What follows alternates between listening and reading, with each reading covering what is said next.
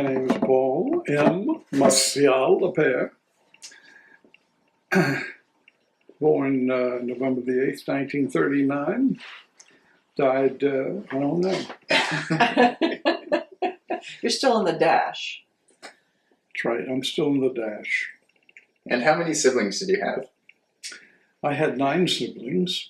Could we hear their names in order? Certainly Their full you may. names? I want the real name and then the nickname. There was Anita Louise Lapeyre, or Sister Lapeyre, or Mother Lapeyre, as she was variously known, being RSCJ, which is Religieuse du Sacré-Cœur de Jésus. Anyway, she... Tita. Tita. Then there's me. And then there's my... Did you have a nickname? They called me Boy. Boy? You know, hey, boy, come here. Boy. They did. They called me Boy. And so, you know, I shine shoes for a living and all that kind of stuff. So who are the other siblings? So then there's the late lamented Félix Henri Lapeyre Jr., otherwise known as Henri, who died recently. And then there's my sister Terry, Marie-Thérèse Lapeyre Schaffer. She married Lee Schaffer. And she died about 10 years ago of a brain tumor, prior to which she was suffering from schizophrenia. So she had a very difficult life. Then my sister Margot, or Marguerite Olga Lapeyre, she is currently at the Chateau de Notre Dame, has numerous physical problems. After Margot comes Didi, Odile Alma Lapeyre, who married Stuart Lagarde, and she abandoned Owlings Parish for Jefferson Parish many years ago. To River Ridge. She was one of the more intelligent of the Lapeyres. She is also more Catholic than the Pope, and I mean that.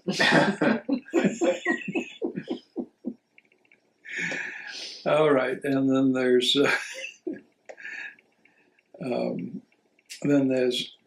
Janine Adams, Janine Lapeyre Adams. Really, her real name is Jeanne Marceline, Marcelline, but always with Janine. And then comes Putty, who is Madeleine Sophie Lapeyre, who married Jean Torrey. And she lives on Octavia Street still. So, and then the last, after Putty comes my brother Michael, Michel Villeray Lapeyre. Oh, I didn't know it was Michel. Okay. He lives in Royal Oak, Michigan. And then after Mike comes the very last child, who's Francis Minor Lapeyre, otherwise known as Cabby. Because he was the caboose. He was the caboose. Okay. Which one of your siblings were you closest to and why? Well, that's a very good question. I roomed for years with my brother Henri. So we saw a lot of each other, particularly at night when we were ready to go to bed. Right. but we didn't run with the same crowd for the most part. His crowd was a little younger, and he was much more outgoing than I was. Is he 2 years younger than you? Year and a half. Year and a half. Mm-hmm. And there's a year and a half, more or less, between all of the kids except for between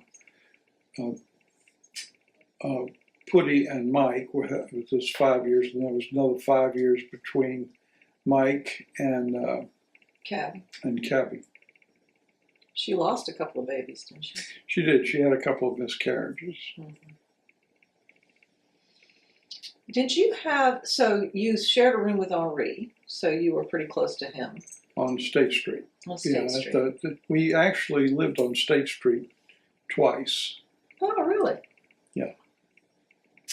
We lived at 1705 State Street for many years. When I was in sixth grade, the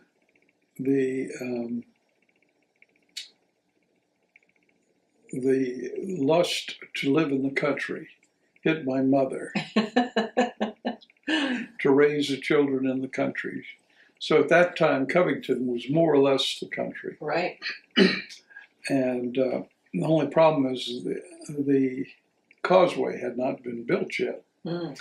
So my father had to take a commuter bus, which was 2 hours each way, going into New Orleans by way of Slidell and the Wrigley's and that bridge. that bridge. That bridge. Wrigley's Bridge. Wow. To go to work downtown. Mm-hmm. Now he was able to do some work on the bus, but Mm-hmm. it was very hard on him, and he didn't get home usually until after we'd all eaten dinner. Yeah. And it was difficult for him. So after 3 years of that experiment, we moved back to New Orleans. And then we lived at 2207 State for many years, and then Mother and Dad lived for a little while with, just by themselves actually. Maybe Cabby was with them for a while. On a house at Coliseum Street, the address of which I am afraid I cannot When I was a child, they lived there. Yeah. And Cabby was with them, because I remember going to their house and going up to Cabby's lair in the attic or something, which was full of electronics and mysterious things. And no doubt. yeah. So tell me about the place in the country.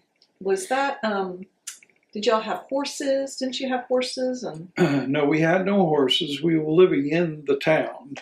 Oh, okay. On Wharton Street, which the name of that street has now been changed, and I can't recall what it's been changed to, but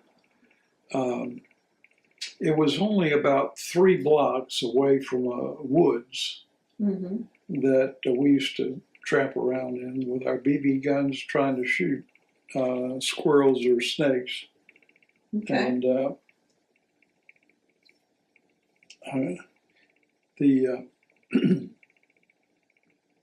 but the boys in the family went to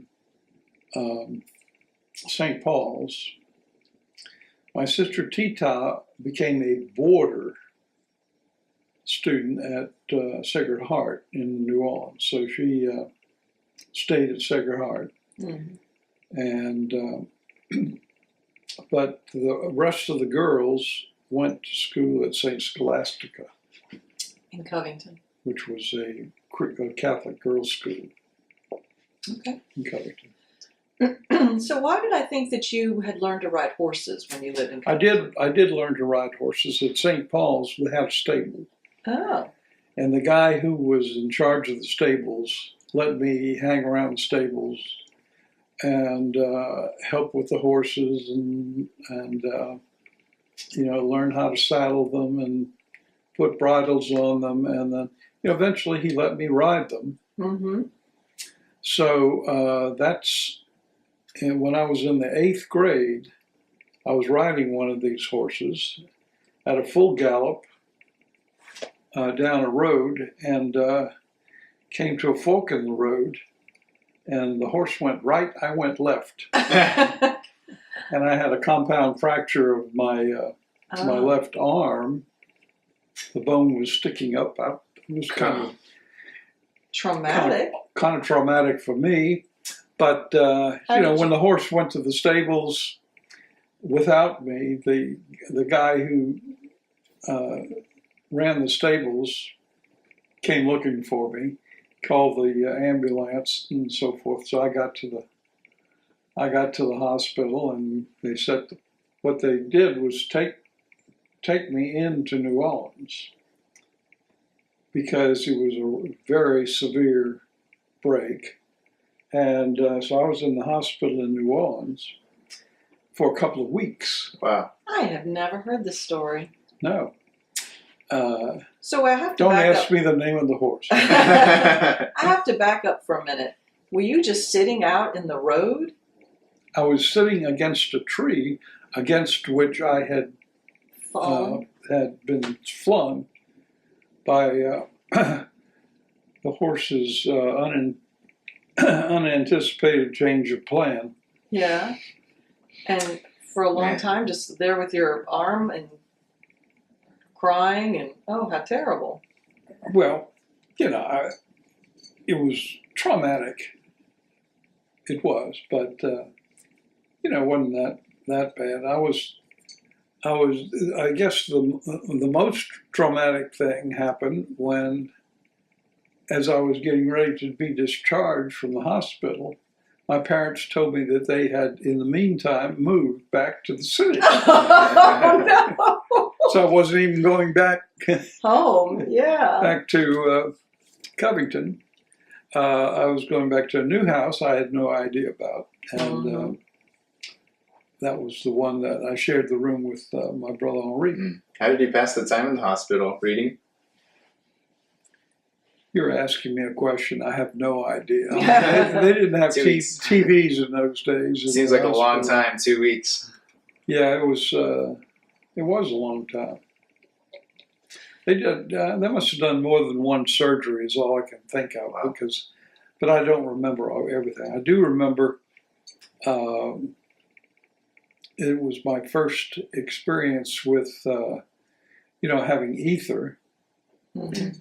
And they put a mask over your face, and it was completely different from the way it's done now. And I still remember how incredibly frightened I was by that experience of breathe deeply. And, the ether smelled horrible to me. And but obviously it was a short-lived fear because you drop off after a certain amount of time. But anyway, I was always frightened of having to go to the hospital and get etherized. Really? Well, and that was your second experience going to the hospital because you'd had your hand before. Do you remember anything about Don't remember anything about the hand. Yeah. Not at all. Can you tell us what happened? Well, when I was a little over 1 year old, I have to back up, but to say that we lived at that time on Jefferson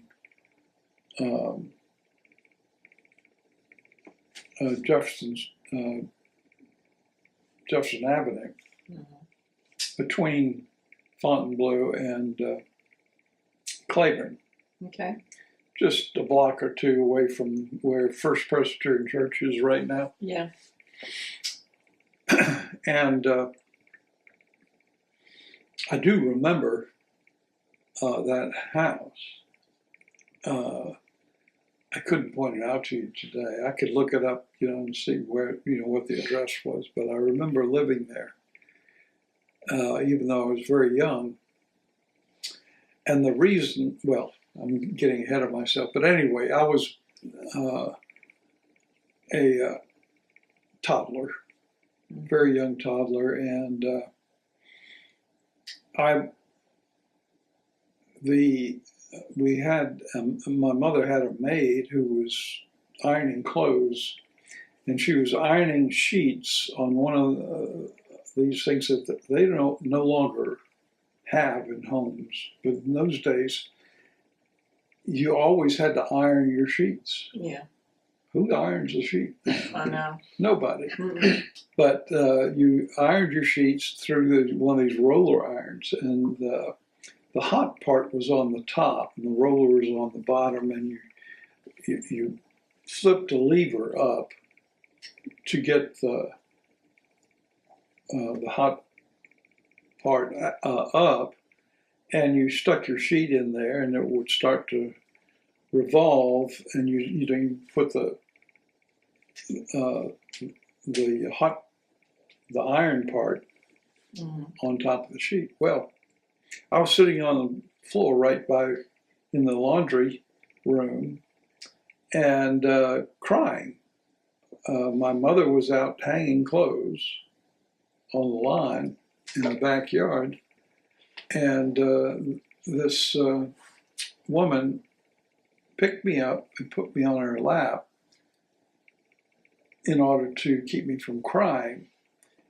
But then she put the iron on my hand. I stuck it on the thing, and so and then she left it there because she panicked. Yeah. She just ran out and screaming. My mother came in and took it off of the iron. And Tita says that she's the one that went and told your mother. It could be. She said it was. She went running out saying, "Mama, Mama, Paul, Paul." Yeah. You're telling me something I did not. That's what she told me. I did not know.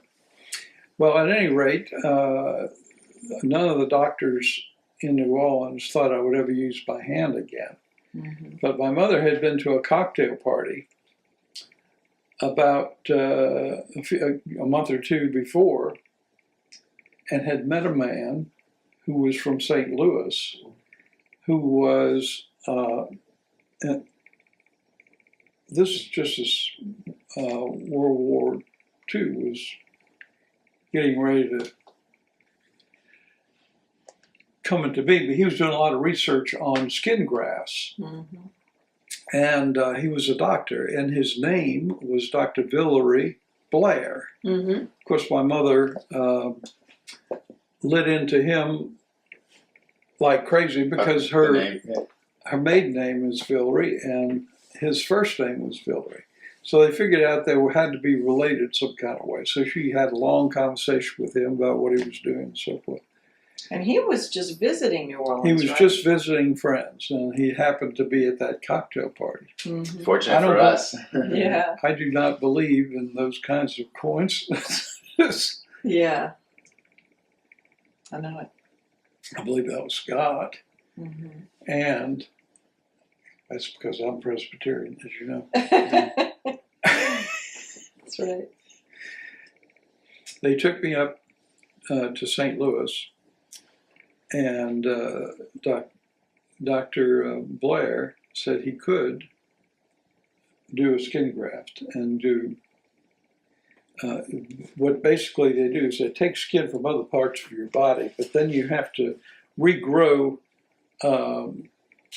nerves and tissues. So they put a tape on right here in my groin, and they opened an area there and allowed had my hand there in my groin, mm-hmm. taped there for several weeks. Mm-hmm.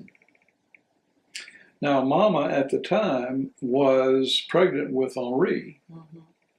so and about to give birth, so she could not stay in St. Louis. So Tante Olga came Mm-hmm. and stayed with me the whole time I was there, which was several weeks. And I remember her saying how hot it was. It was very, very hot, and she was always fanning me, and I was always crying because I was hot, and I had all these bandages all over me, and I was abandoned by my mother, and all of this was going on. I remember her saying it was so hot you couldn't touch the hospital bed. The metal was too hot. Wow. So that was probably the beginning of the special bond that you had with Tanaga. Yes, She was my godmother, and she was your godmother too, right? that's right, she was. Yeah. So anyway, you wanted the names of my parents. I have one more sibling question before we do that. I remember somebody saying that you all had, the younger siblings were like godchildren of the older siblings. Very often. Didn't you have Putty as your godchild? Mm-hmm. And you had to get her ready in the morning and all that kind of stuff? Was she your responsibility?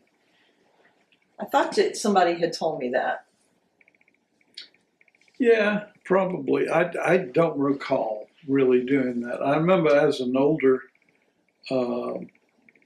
boy, I knew how to change diapers. I knew how to do all that stuff. Mm-hmm.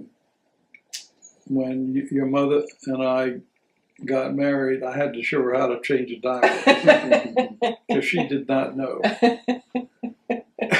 Whereas right. I was well skilled. All right, I'm sorry. Go back to the parents you wanted to. So I wanted to know the full names of your parents. All right, my father's name was Félix Henri Lapeyre. He was the baby of 11 children. His father's name, that's to say my grandfather on the Lapeyre side, was James Martial Lapeyre. And my mother's name was Marie-Thérèse Villery. She was the second to youngest, I believe, in her family of 5 or 6. And she, her mother was a Bouligny. Her name was Anita Bouligny before she got married. She married Paul Villery, who was one of the descendants of Jacques-Philippe Villery, who was one of the governors of Louisiana way back. I remember seeing a picture of him in a history book that I had in 8th grade. And some of Jacques-Philippe's sons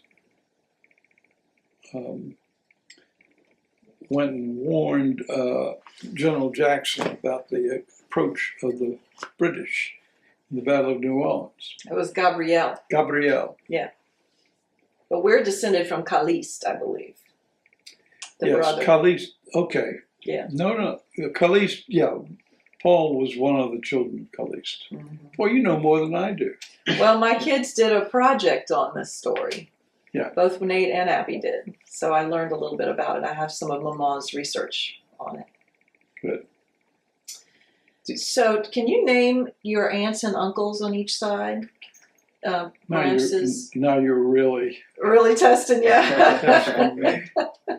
It's going to be very hard. Okay. All right. On my mother's side, she had the eldest of that family was Paul, and he was named after his father, so he was Paul Jr. He became a Benedictine priest, and he was also a missionary. Was he in Guyana, French Guyana? No, he was in Guatemala, in Tegucigalpa. Oh, I can't remember. Anyway, it was someplace over there. But he was quite a character. Yeah. Uncle Paul was. Did you see much of him growing up? Pretty much, yeah. And, we went to Covington often, particularly after my grandparents, Villery, moved to Covington. Mm-hmm. And then as a boy, I went to summer camp there at that seminary over there. So was that where Uncle Paul was after being a missionary? He was in Covington? Well, he was back and forth. He they kind of moved those priests around a lot, often. And I think he came home and then he went back and so forth and so on. That's my recollection. And then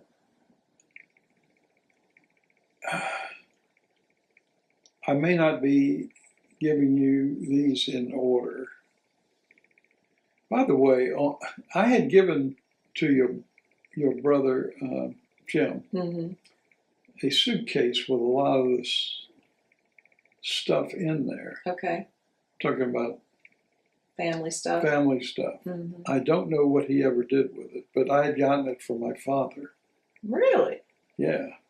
I'll ask him about it. Ask him about it. It has some diary information and stuff like that from James Martial Lapeyre.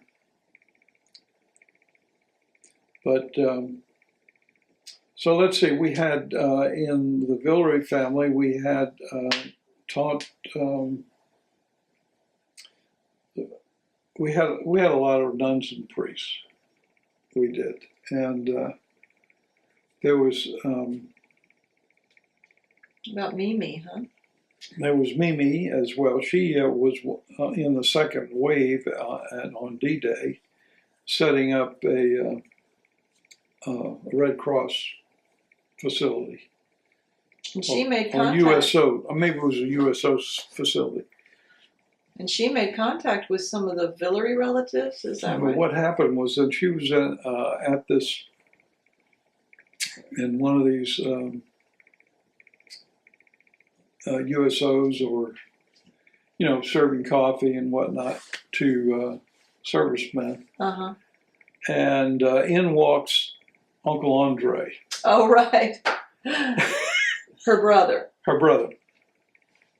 And she had no idea that, and I don't know how he found it, except he was, at the time, he was in the forerunner to the CIA, the OSS. And he never, ever spoke to anyone about what he did during the war. Wow. But he was fluent in French. In fact, in both the Lapeyre and the Villery side, French was first language in the house, except for when my father came along. My father was the tail end of his family. And at that time, they started speaking English because my dad's mother, who had insisted on speaking French in the house, had died. So he never did become completely bilingual. He could pretty much understand what people were saying, but he could not speak it fluently. And his nickname was Fifi, wasn't it, when he was Correct. little? Yeah. So we had Andre, Paul, Mimi. And then you had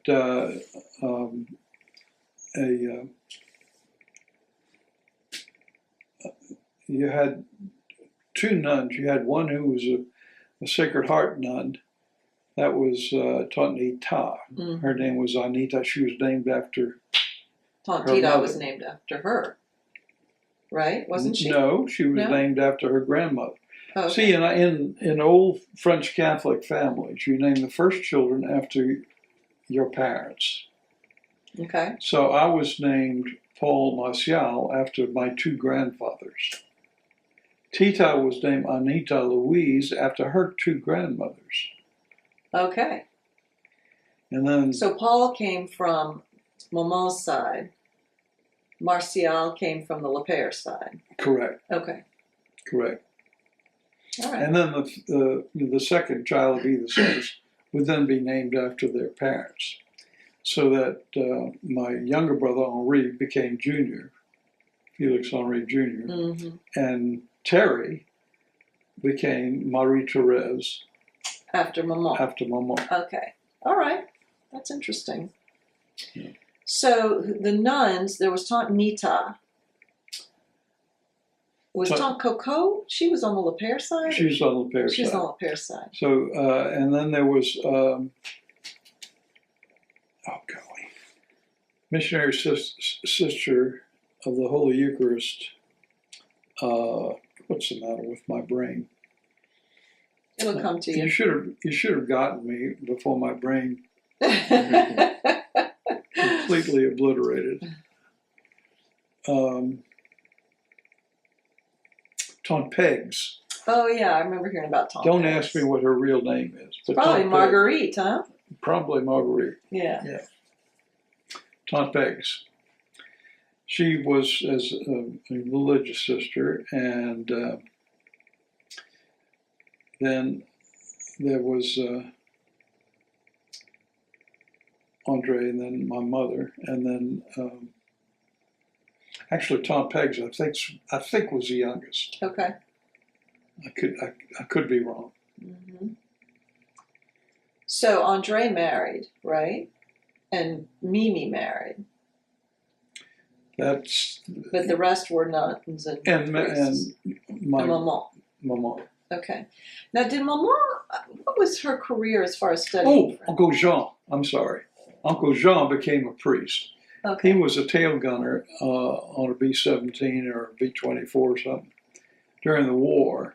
Okay. He came home just shattered. Oh, really? He had lots of problems, but he went to seminary. He got ordained, but he had a lot of mental problems. PTSD and alcoholism and a number of things. But so Uncle Jean, I think, was the youngest. Okay. I might be wrong. It's between he and Tante Pegs. Okay. So tell me about Maman. I know she studied French. I have something that she wanted. She did. She studied French. In those days, she went to Ursuline, and they had a college program affiliated with Loyola. So she got a French degree from Loyola. Oh, good. Yeah. Why did I think that she had an opportunity to study in France? Did I make that up? You probably didn't. She probably told you. Okay. But she never told me. But she never did go study in France. No, she kept having babies instead. Yeah, exactly. Okay. What do you know about how she and Gramps met? They originally met, from what I understand, when they were children. Okay. At a little school down in around Esplanade Street, which is where both families were originally. Then Maman's family moved permanently, they thought, but it wasn't permanent, to Bay St. Louis and in Mississippi. And Dad met her, I think as teenagers,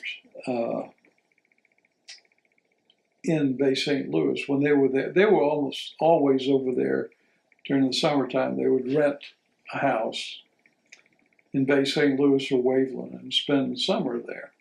I remember Tonalma talking about the train, taking a train. Correct. There used to be a train between Bay St. Louis and New Orleans. That is right. And when the 1947 hurricane wiped out the train bridge, my grandfather, Lapeyre, was on the train, and the train stopped just for the break in the bridge. Oh my gosh. They did not have weather reports like they have today. They did not know that this was a huge hurricane coming their way. They thought, well, people used to squalls popping up from time to time. Mm-hmm. But this turned out to be, a humongous hurricane, which they didn't even they had no names for them in those days. Right. It was just the big wind of 1947.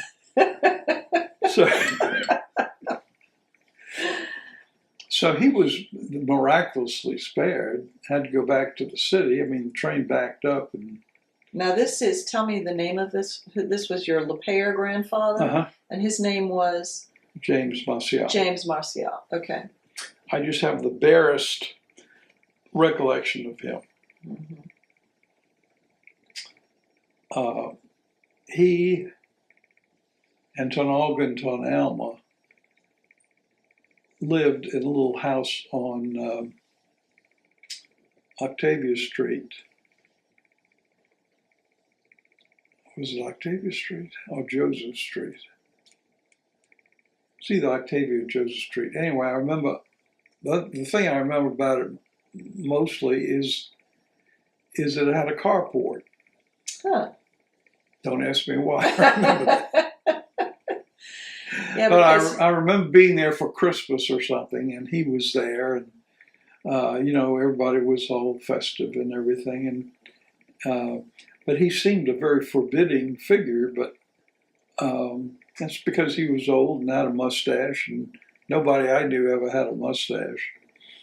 But and his wife had died when Gramps was young. When he was just a month old, yeah. So did he ever remarry? No. So you never knew your grandmother at all? Never. And her name, do you know her name? And my dad never knew his mother. Yeah. Her name was Louise Minor Lapeyre. Louise Minor. Okay, now so let's see. You had Tonalga and Tonalma, Olga and Alma Lapeyre. I know that. Yeah, they're kind of in the middle of the family. All right, see if you can... Going from the top, yeah. I think my uncle Emile was the eldest. He had all of the Leitrim Lapeyres. Okay. Eventually. Right. James. One of his children... J. Lapeyre. See, Emile married a woman... Dupont, Louise Dupont, whose family ran a seafood packing company in Houma. Okay. Actually, Grand Caillou. Okay. It was called the Grand Caillou Packing Company. So anyway, so they fell in love and got married some kind of way. Don't ask me how. I don't know.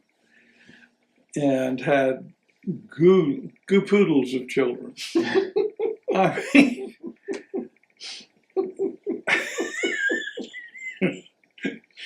lots and lots of kids. And that's, so one of them,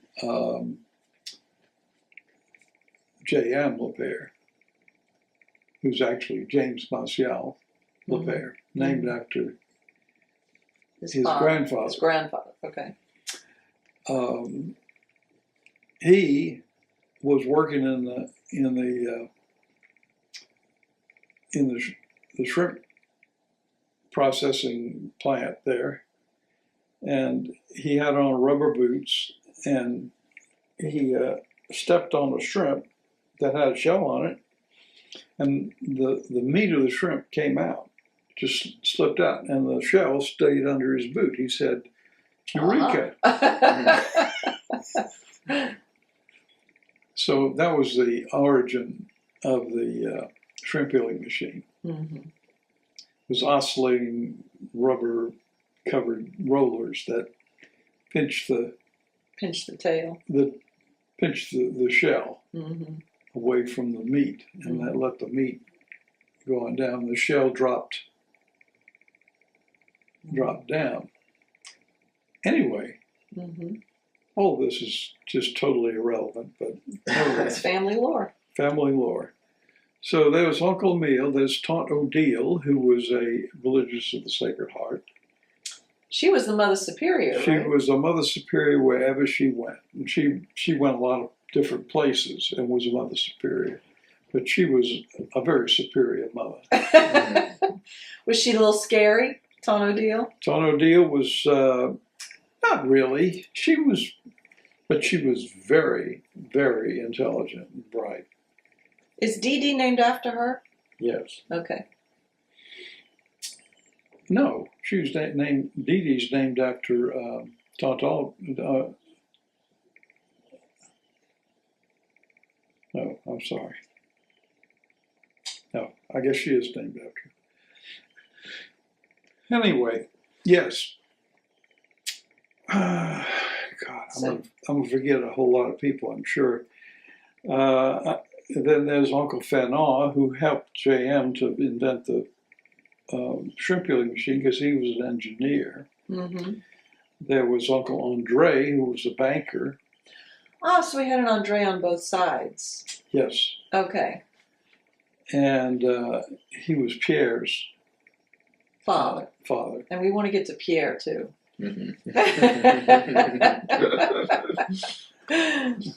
So, go on. Uncle Andre, Pierre's father. Yeah, and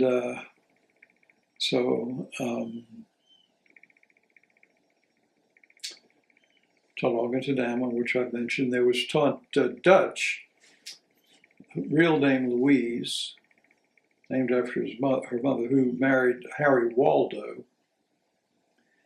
And they had a bunch of Waldos that lived on Joseph Street growing up. I remember hearing about them as a child because they would come to Tanagas and Sanamas. Yeah. The Waldos. The Waldos. Yeah. The Waldos did a very strange thing. They put syrup on their red beans and rice. But that's okay. That's what they do in Quebec with maple syrup. They put it on all kinds of crazy things. So anyway, Louise Waldo. How many have I Oh, Lord. said? He said Andre, James, J.M. Okay, I forgot Tonko, Toncoco. I remember Toncoco. Sister of Mercy, Sister Mary Marshall. Her real name was Corinne, of course, with Coco. You know what I remember about Toncoco? She was tough. She was tough. I remember sitting She too was a Mother Superior, except they didn't call her Mother Superior, but she was principal at Mercy Academy and Mercy at Holy Name and various places. You know, she was very bright too. You know what I remember is sitting in the back seat with Toncoco, and Jim had long hair, and she said, "What's going on with that hair?" And she's pinching Mom. Do you remember that? She's like, she's pinching me because my son's hair is too long. Just quit pinching me.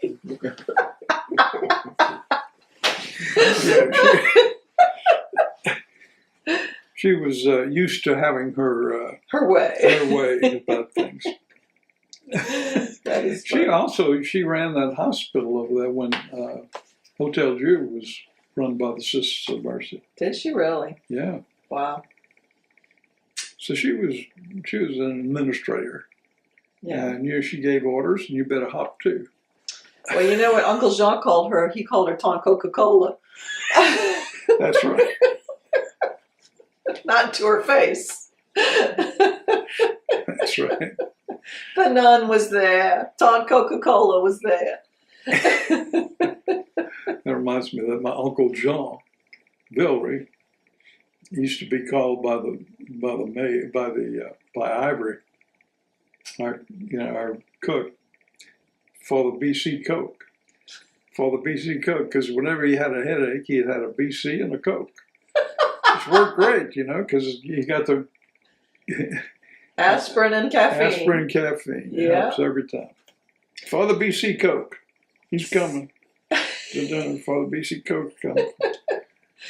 So I meant to ask you, so is that everybody on the Lapeyre side? I'm not going to swear to it. Okay.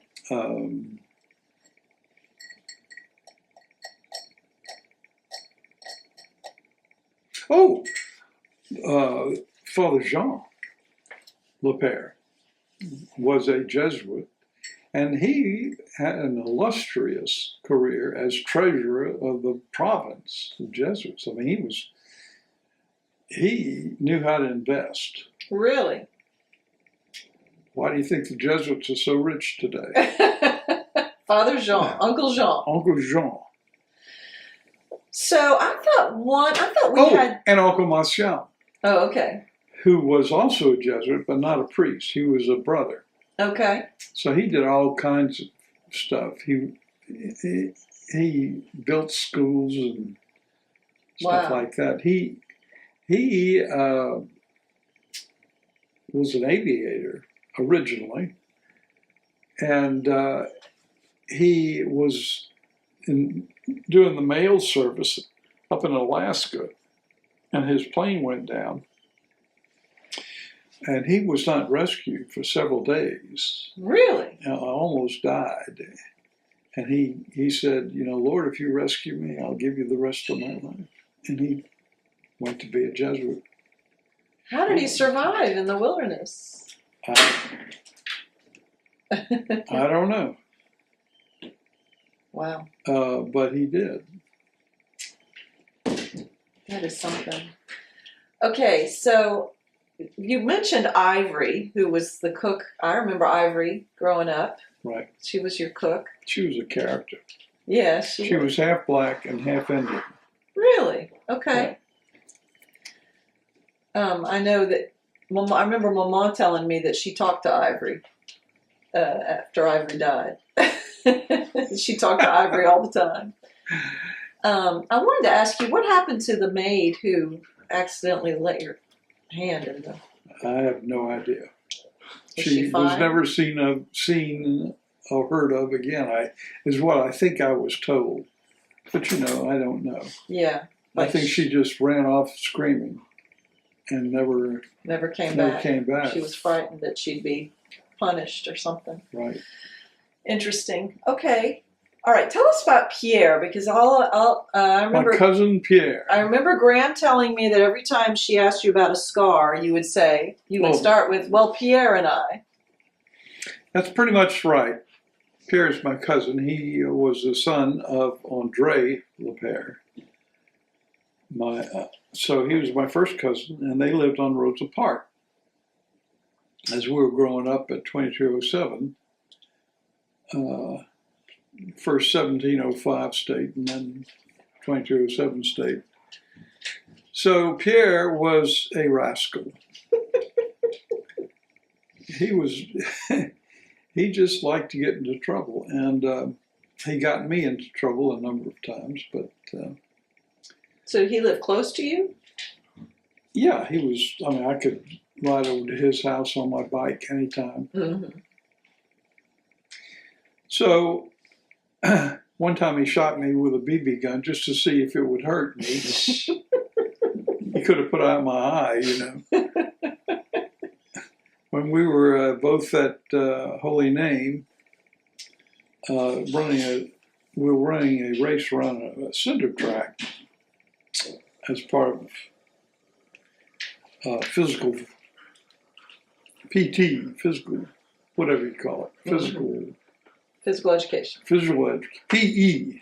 Mm-hmm. Yeah. I remember Coach Rappold was out there saying, "Move it, boys, move it." All right. So anyway, I was winning the race.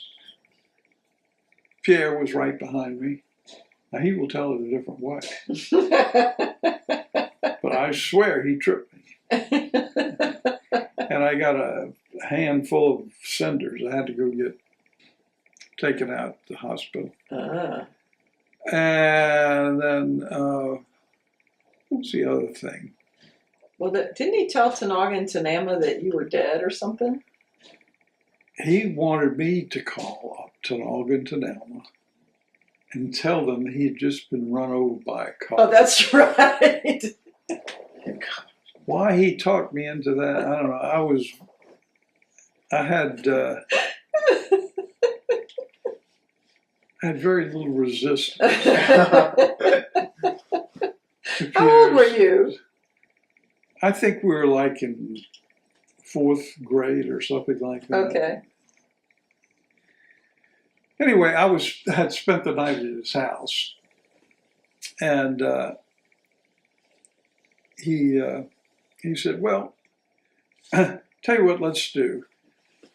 Let's play a little joke on Occupational. Let's." So I called up Occupational. So I gave her this story about Pierre lying in the street, having been run over by a car. I mean, the ambulance came, my father came, his father came. It's elaborate. Let's just say Was that part of the story, or did all that happen? that all happened. Like somebody called an ambulance? Oh, yeah. Oh, I thought you were saying that's what he told them. Oh, yeah.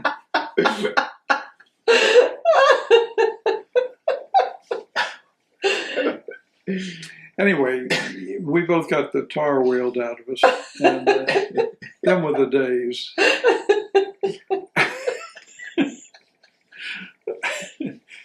Not so much for the joke, but for the disturbance to Covington. You know how they just went off. Yeah. Oh my heavens! And it was just horrible that we did that. It's just I can't believe I listened to Pierre, but I did. And there you are. How'd you get that scar on your nose? That was a cinder track. Oh, you got that on your nose from that? Yeah, I fell down face down on the cinder track. So tell us where you went to school. Like your earliest schooling was where? And then there was another time I cut myself on some piece of glass that he brought into bed with us. It was, anyway, the whole bed sheet was just full of blood. Like I say, every scar on my body almost, except for this one, that's from surgery to my arm. Right. It's from Pierre. From Pierre. Doesn't Pierre have an interest? Isn't it Pierre's family where there's the story of the adopted children that fell in love or something? Absolutely right. He married, his father's wife died when Pierre was fairly young. And so he remarried a woman by the name of Clifford. I'm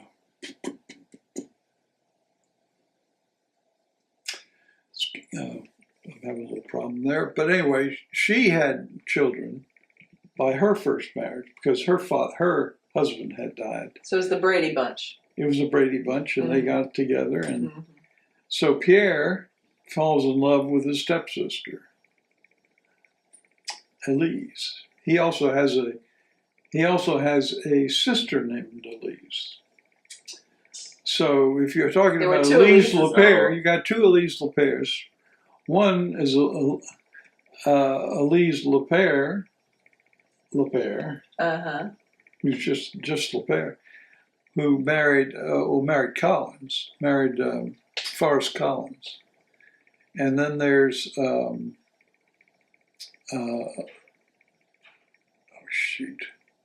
Fenner. Fenner is her father's name. Elise Fenner Lapeyre. Okay. And didn't he throw when they told their parents that they were in love, right? Yeah, so they sent him off to boarding school. Yeah. To college. Yeah. And they wouldn't let him in the house. He had to go stay elsewhere, which is good. Mm-hmm. So, but I loved the invitation. Mr. and Mrs. Andre C. Lapeyre invite you to the wedding of her daughter, Elise Fenner Lapeyre, to his son, Pierre Fenner Lapeyre, on thus and such a date. Were you there? Of course I was there. Were you in the wedding? Well, actually, I don't think I was there. I might have been out in the Army at the time. Right, maybe you were. So. Okay, so where's the earliest place you went to school? The first school you went to? the first school I remember, excuse me just a sec, someone's trying to annoy me. Oh, never mind. Political.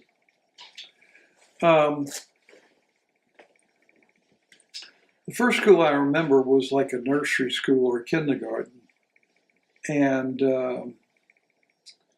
I remember I just cried my eyes out the whole time. Oh. See, the abandonment that I had, I think, as a child, as a baby, When you I hurt think your it hand. affected me a big way emotionally, Mm-hmm. way deep down. And so I just couldn't stand my mother to leave me. Yeah, And I just cried and cried and cried, and they eventually just brought me home. really. So I do remember first grade at Holy Name, and I remember that the nun who taught there, Sister Mary Hyacinth, she was the most precious person ever. She was an angel. You know, you got to get your most angelic nun To teach first grade. first grade, and they did. And she was fabulous. I loved Sister Mary Hyacinth. Well, I remember once Graham asked you, Paul, how'd you get home when you were when you were in elementary school in first grade? And you said, Sister Mary Hyacinth flew me home on her wings. I might have said that. And she was, oh, found out something about you. Had a little crush on your teacher. At first grade, I'm sure somebody picked me up at school and dropped me off. But I'm sure. So you had Sister Mary Hyacinth, and you were at Holy Name for how long? I was there through 5th grade, and then we moved to Covington. I spent 6th, 7th, and half of the 8th grade at St. Paul's in Covington, Mm-hmm. and enjoyed it. Those Christian brothers were excellent educators. Really? They really were. Mm-hmm. I learned to appreciate music there, did some drama and all that kind of stuff. I mean, elocution. Plus, they did Things horseback riding. Well, yeah. Mm-hmm. So it was great. And I had one little bullying episode with a fellow by the name of Bosco. I can't remember his first name. That sounds like a bully's name from a Dickens novel. Yeah, he chased me down on his bike and made me and pushed me off the bike, and then was beating on me. You know, you never know what's going on in people's minds. Why? But anyway, my father went and talked to his father, and he never did it again. So Good. he kept his distance after that. Your No father doubt. was a lawyer, after all. Huh? Your father was a lawyer. Well, it wasn't just that. He was a parent. And, Yeah. you know, you can't have your... And I'm sure Mr. Bosco was glad to know that his son was a bully and needed to be taken in hand. Mm-hmm. At any rate, that was the only real downer, except for, you know, just, you know, my mother, bless her heart, she learned early that I had a nice singing voice, which I think was developed at St. Paul's because, you know, it was you had to have music class. And so you did singing silly songs like, oh, my name is McNamara, I'm the leader of the band. Although if you win numbers, we're the finest in the land. Yeah. Yeah. And the things that really appeal to boys, like, oh, Johnny Lebec, how could you be so mean? I told you you'd be sorry for inventing that machine. Now all the neighbors' cats and dogs will never more be seen. They've all been ground to sausage meat in Johnny Lebeck's machine. Just sort of thing that appeal to a young kid. Yeah, right. Terrible. So these are things that stick with you and you never forget them. I remember the songs I learned in school too. Yeah. I don't remember things I learned last week, but I remember the Exactly. songs from my childhood. So that's when they first discovered you had a singing voice. Yeah, so she would sit me up, whenever they had company for dinner or something like that, she'd say, now, Paul, sing Ave Maria. Oh. So I did my little voice, soprano voice. I would sing Ave Maria. And so I got taste for singing in public. Uh-huh. And I think it was when I was in 8th grade, I won a top talent contest, which was just for, children, singing at, in an auditorium. And Do you remember what you sang? yes.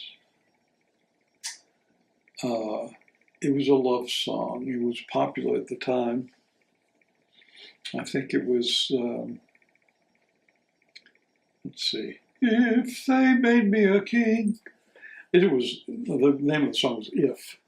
Mm. If they made me a king, I'd be but a slave to you. Oh, yeah, right. I'm familiar Anyway, with that one.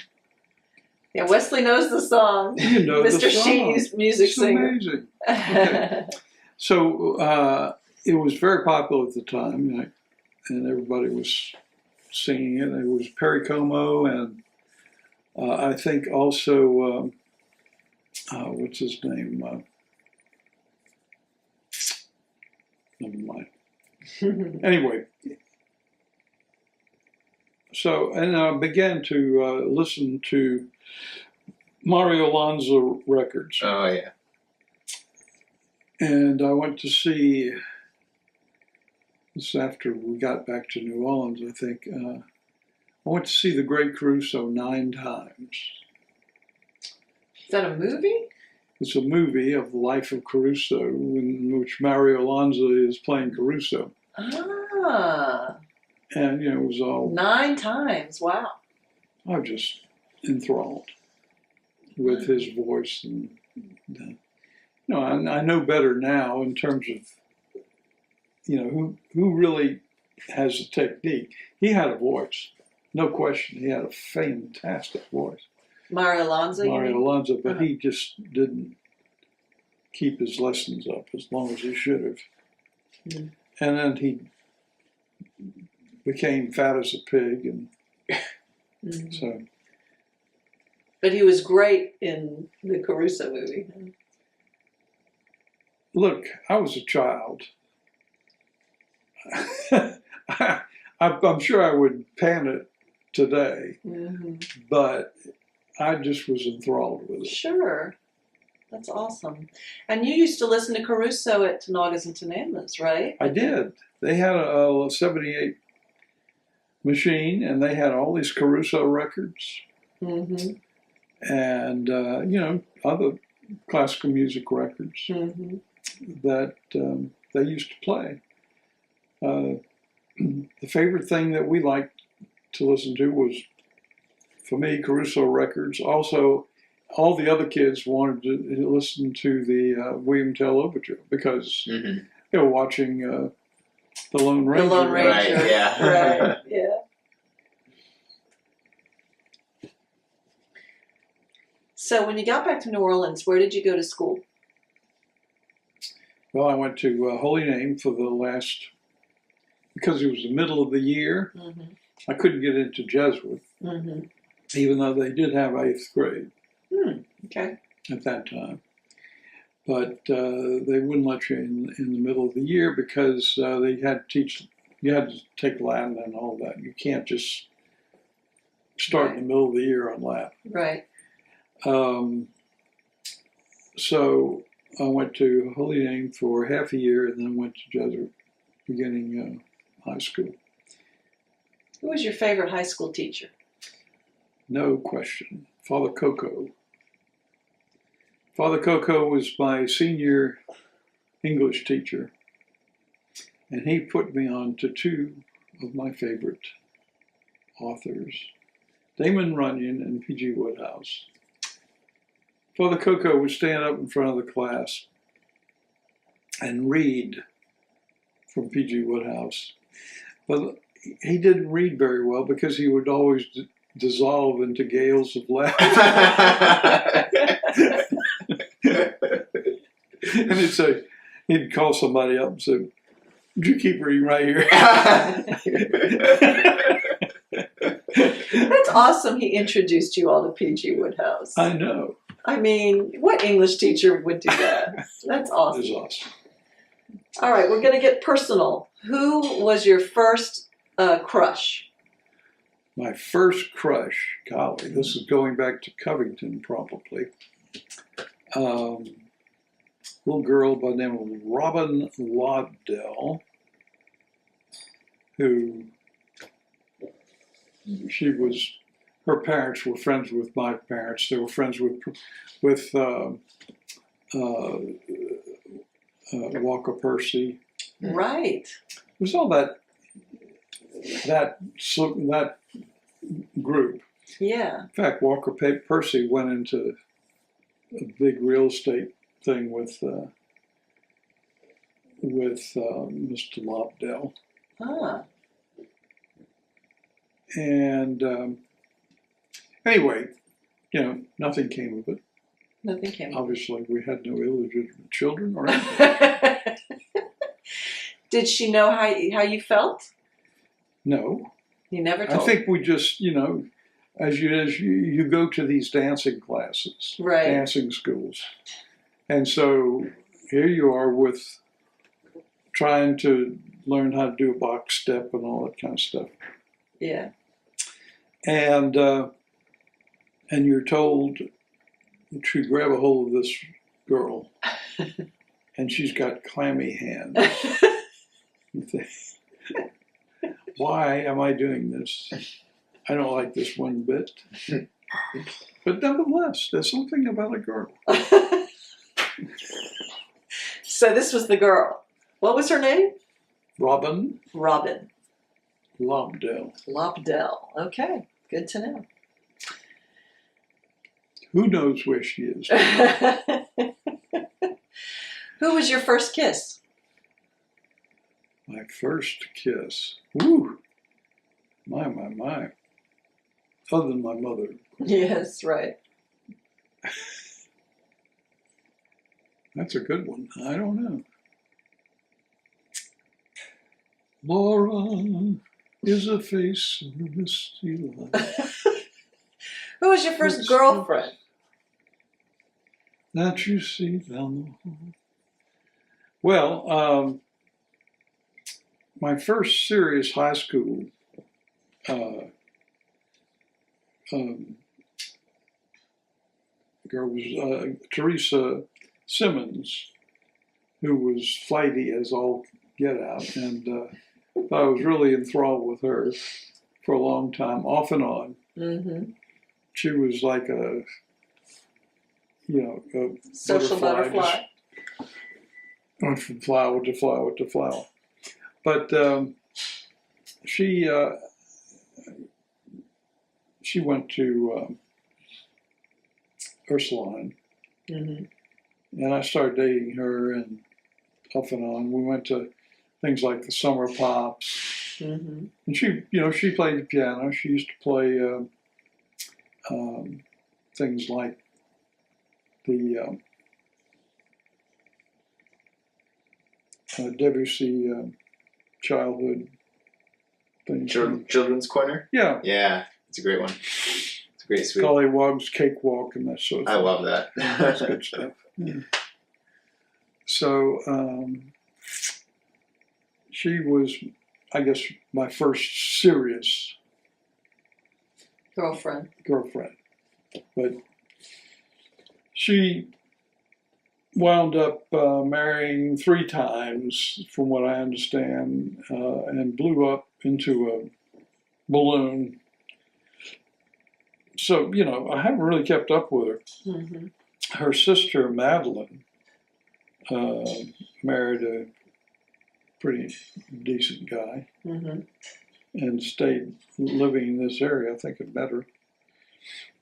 But I haven't seen her since high school, I don't think. Wow. I just knew that she had married this guy.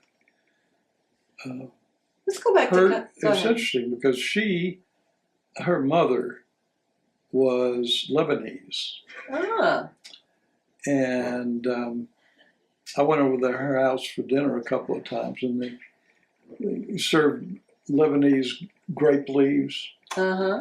which was, you know, I didn't want to be impolite. Right. Boy, I mean, That was took different. a lot of.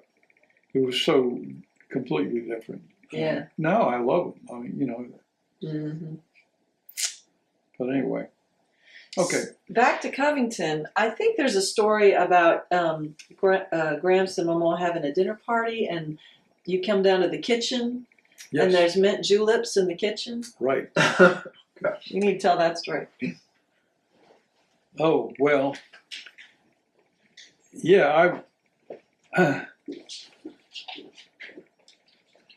there was a whole lot of noise from the party downstairs. And I was upstairs in my bedroom trying to sleep. I was sleeping, and I was awakened by all this racket, you know, laughter and general merriment going on down there. So I just walked down to the kitchen to see what all the fuss was about, and there was a big pitcher of mint juleps. So I just, Explain to the folks at home what mint juleps is. oh, come on, everybody knows what mint julep is. Mostly bourbon and ice and mint and simple syrup. So it's sweet, it's minty, and of course it'll get you drunk if you have that and on an empty stomach. Or if you're a child, which I was a child, I was in like 4th or 5th grade. And I poured myself a glass, had myself a drink of mint julep, staggered into the party and said, boy, this is good. Whereupon my mother took me upstairs and said, I think you need to go to bed. That's awesome.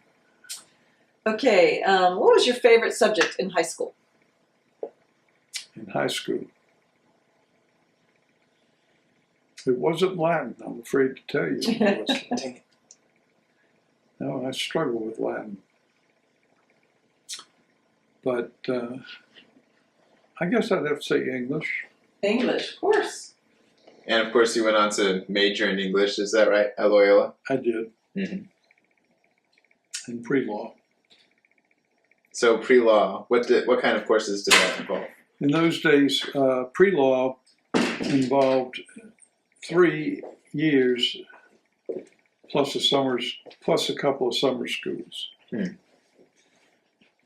And of course, if you were an English major, you had to write a paper, 30 or 40 pages, you know, whatever, on a particular subject. And it was not like, it was a thesis, not a dissertation. But, so I did mine on Jared Manley Hopkins, poetry. Jared Manley Hopkins' Inscape.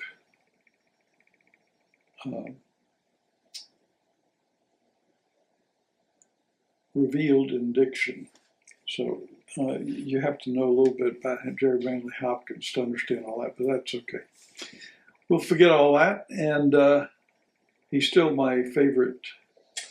So, what other questions do we have, Wes? Oh, we want to hear about the Jesuits, about going to... Yes, there was a priest who taught me, I can't even remember what he taught at Jesuit, but anyway, I guess he was an English teacher, Father Rogero, Anyway, he talked me into being a Jesuit, I had felt absolutely no desire to do that. But he had apparently chosen me as his victim. God loves you, and I have a wonderful plan for your life. Exactly right. So off I went after graduation from high school. I went to the seminary, Jesuit seminary, at Grand Coteau, Louisiana, which is right above Opelousas. That's real Cajun country. Real right there. Cajun country, Yeah. absolutely, where I picked cotton. Did you have to wear? What did you I, wear? Did you have to wear a habit or something? No. Well, not when you were picking cotton. You wore, most of the time you wore some khaki pants or something like that if you were at the seminary, you wore a cassock around it, but you didn't wear a Roman collar, I think, because you were just But you didn't have to wear that when you were picking cotton. No. Okay, I imagine the heat would kill you. Yeah, it would. At least I don't remember wearing that. And digging potatoes. Yeah. That sort of thing. So I found out real quick that I was not cut out to be a farmer. Or a Jesuit. Or a Jesuit, for that matter. So, yeah, it was a bad experience. I just hated every minute of it. And even though Tante Odile, who at the time was over there as the headmistress of the Mother Superior at the convent in Grand Coteau, that they have a school there for wayward girls and girls that didn't have the brightest. They were not the brightest lights. Mm-hmm. So she was there as Mother Superior, and she tried to talk me into staying. I said, Ain't no way. ain't no way. This is not my vocation. God didn't call me. So, But she wanted me to stick it out for a year and see if I liked it after a year. I said, I like girls. So what did you hate so much about the place? Tell me what turned you off. First of all, it was a brand of religion that was so absurd. I mean, you had to confess your sins to everybody in the refectory. If you had done something wrong, you lay down face down on the floor of the refectory and asked everybody's forgiveness for what you'd done. Wow. And then at night, I was treated to the sound of people whipping themselves, self-flagellation, which I thought, what is this? This is like, I just medieval. It's medieval. So I said, I got to get out of here. But you went to a confession too, right? I went to confession, and I told the priest, I said, I have impure thoughts. And he says, about women or about men? I said, okay. I'm done. I'm done.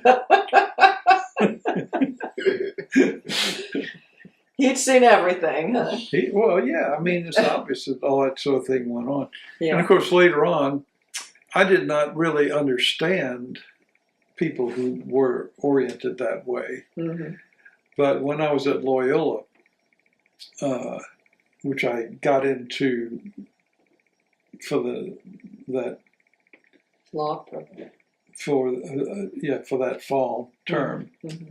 when I left the seminary, I found out that there was at least one priest, I think there were more than one, but there was one priest that everybody said, if Father so-and-so invites you to his room, don't go. Kills me that he could get it. He was not disciplined. You know what I mean? That everybody would know, but he was still doing his job. That's the big scandal. So, how long were you at the seminary? 1 month. 1 month. Okay. It was long enough. Well, you know how I found out? Nobody in the family knew this until we were in Vidalia. And there were cotton fields. And I said something about picking cotton, and you said, oh, you don't ever want to pick cotton. It's the worst job ever. And I looked at you and said, when did you ever pick cotton? And that's when it all came out, and I was like, what? I've never heard that story. Do you need to go?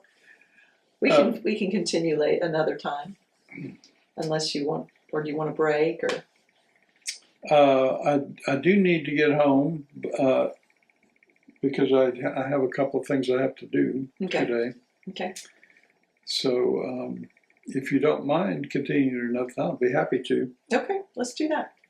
We got through high school. Yep.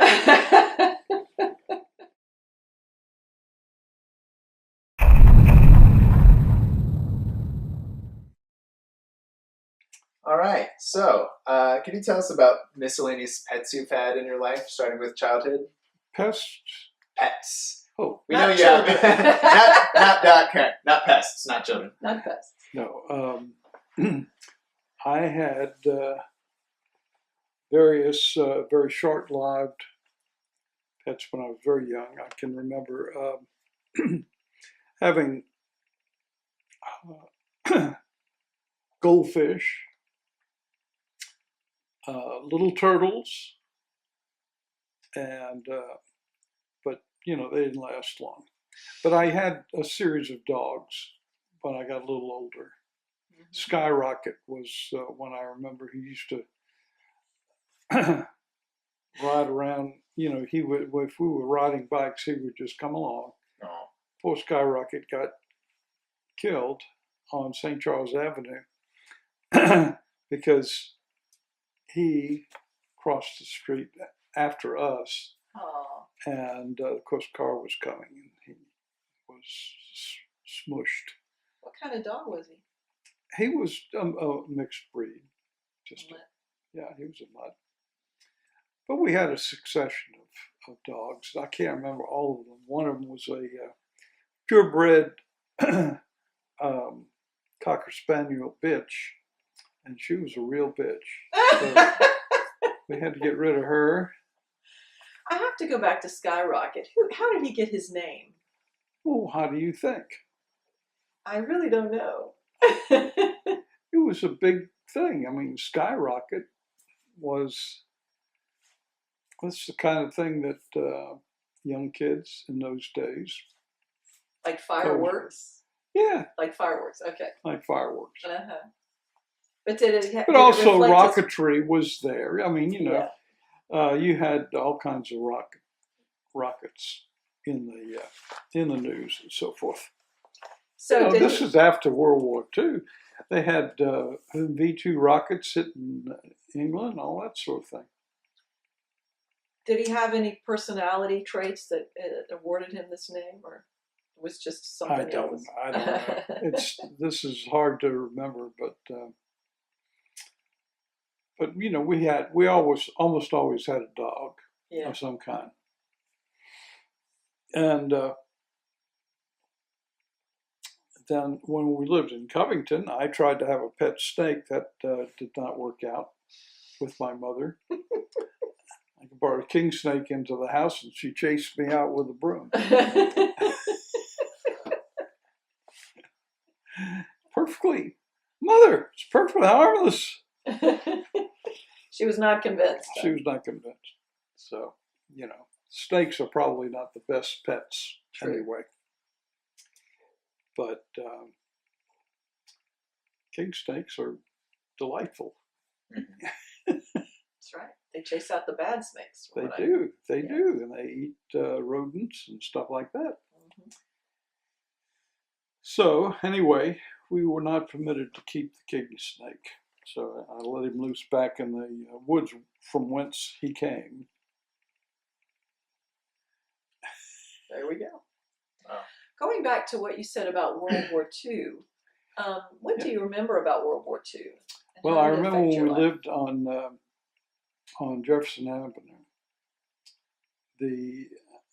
I was a very small child, and I can remember that they would have air raid practices. You know, the sirens would go off, and you'd have to black out your windows. I remember being very frightened Yeah. when that happened, because it was explained this is just practice. But to a child's mind, if it's a practice, then it's probably going to be real Yeah. someday. What are we practicing for? What are we practicing for? Yeah. So it seemed very scary. Did you go down to the basement or anything? Or No. there's no basement to go to, I guess. No, you're not in New Orleans. You don't Yeah. have basements. Well, you have ground floor basements, Right. but you don't have underground basements because the water table's too high. So anyway, no, we didn't go anywhere. We just, because it was just a drill. And if it had been real, I don't know what we would have done, huddled in one room or I don't know. But it was a scary thing. So any other memorable pets? nope. Nope. Okay. I think we one time had a canary, but Mom was telling me about a story about you teaching dancing in high school. Can you talk to us about that? yes, I could talk to you about that. Well, first of all, when growing up, your parents made you go to get dance lessons and so forth. So I got dance lessons, and then when we moved back from Covington back to New Orleans, we became members of Icebreakers, which was a little uptown thing where kids got together and they danced and they had cokes and cookies. They teach you to dance and they teach you etiquette, right? That's right. Yeah. Well, anyway, so I learned how to dance fairly well, and so then the lady who was running Icebreakers had started a similar club in Jefferson Parish. Her name was Margie Manger. She lived on State Street. And so she hired me and a couple other folks to be staff members for Ramblers, which was the Jefferson Parish thing.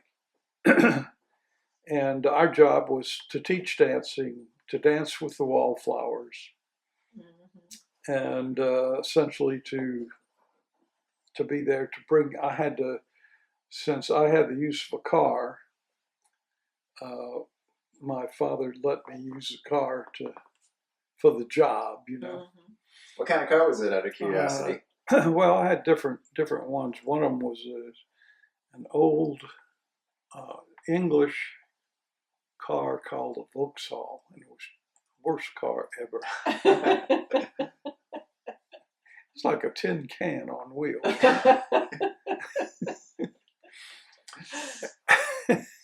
Anyway, but they were all used cars, and but I would haul the electronic equipment, the record players and the amplifiers and the speakers and whatnot that you had to have to, crank up the music a little bit. Right.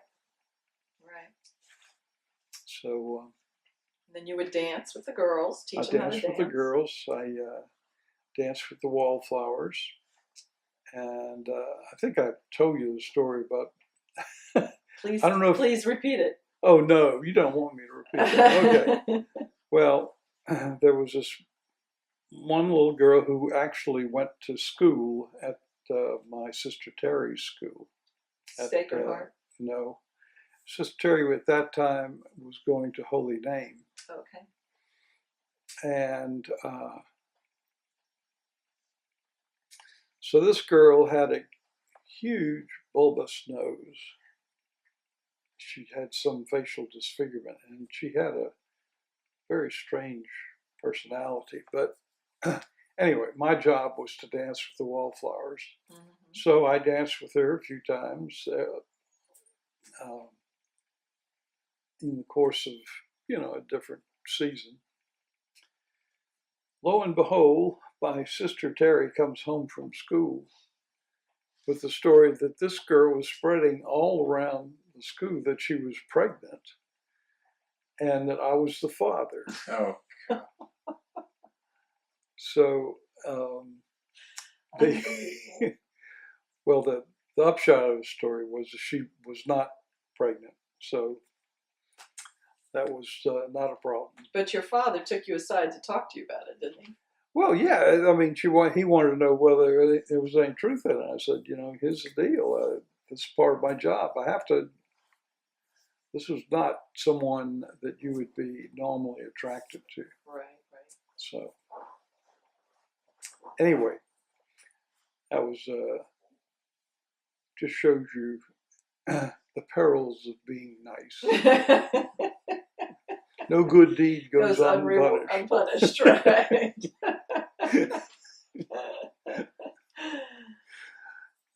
Not entirely true, but there you go. Yeah. So, did you start doing a lot of solos when you were in high school, or was that later in college? Well, in terms of my musical career, I took piano lessons when we moved to 2207 State, and there was a lady who came in and gave piano lessons to myself and one or two of my sisters. And I just picked up very rudimentary piano. But when I was at Jesuit High School, I sang in the Glee Club, and I, they always put on musicals with soloists from Loyola University. Mm. So we did things like The Vagabond King, like The Mikado, Gilbert and Sullivan, things like that, which I can almost recite verbatim, all the choral parts anyway. Yeah. Let's hear the Liszt song right now. When I was a lad, I served a term as office boy at attorney's firm. Cleaned the windows and I swept the floor, and I polished up the handles on the big front door. He polished up the handles on the big front door. I love that song. Anyway, that's not from the Mikado. That's Mikado is the Wandering Minstrel, I think of shreds and patches and so forth. But I was singing, and I started to take voice lessons. My mother thought I should take voice lessons, so I started to take voice lessons with Miss Todridge when I was in high school. Who I also took voice from in high school. Oh, wow. So my senior year, I went to Baton Rouge and sang in the, they have a rally and for music and voice and all that kind of stuff. Well, for everything. Mm-hmm. Right. I mean, you get, if they have a math, and so you can get all kinds of medals and more. Anyway, I won that particular division. I can tell you what I sang. I sang setting of a poem by Omar Khayyam, Ah, moon of my delight that knows no wane, the moon of, etc. And it was Lati Lehman wrote the music based on that. So anyway, I continued voice lessons when I got into college and sang with the opera workshop. Did you minor in music or anything like that? No, there was no way to do that Mm. because I had to cram a lot of hours into my pre-law thing because you do it in 3 years with 2 summer schools, and you get your degree at the end of your first year in law school. So that's what I did. Mm-hmm. But I just didn't have time to study music too. Right. Although I did, take voice lessons, and frustrated Miss Toddard quite a bit because around my senior year in high school, I started smoking, and she could always tell I've been smoking. This is terrible for your voice. You have to give it up. Oh, Miss Toddard, I can't do that. You haven't been practicing, you've been smoking. What was it that drew you to Loyola initially? I mean, it was Well, a Catholic university, and you've been it going to was- Catholic schools. People who graduated from Jesuit automatically got into Loyola, so I didn't have to apply to anything. Really? I had gone off to the seminary, Mm-hmm. so I left after a month, and then I needed to go to college somewhere. And of course, Loyola was cheap, it was close, and it was automatic. Right. Just went in, and I practically didn't have to crack a book first year. The Jesuits had prepared you. Jesuits had prepared me, and then sophomore year, reality set in, and I had to really start. But some of my funnest moments came with, in terms of music, I think, was with opera workshop.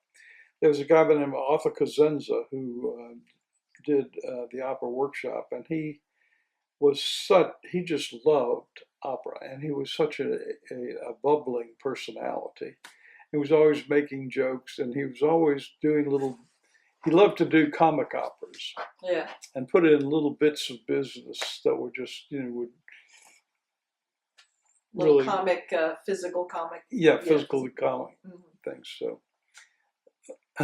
but he was really good, and and we had a wonderful accompanist, Yuji Passera, who could play anything. Just put it in front of her, and she can play it. Incredible. She was also the organist at the Methodist Church On Carrollton? on Carrollton. Ah, okay. So I'm getting ahead of myself, but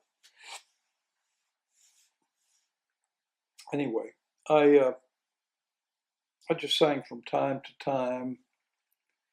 At the time, I was a Catholic, and time to time I sang at weddings and for mostly Ave Maria. sisters, like Dee Dee. I can remember singing at her wedding,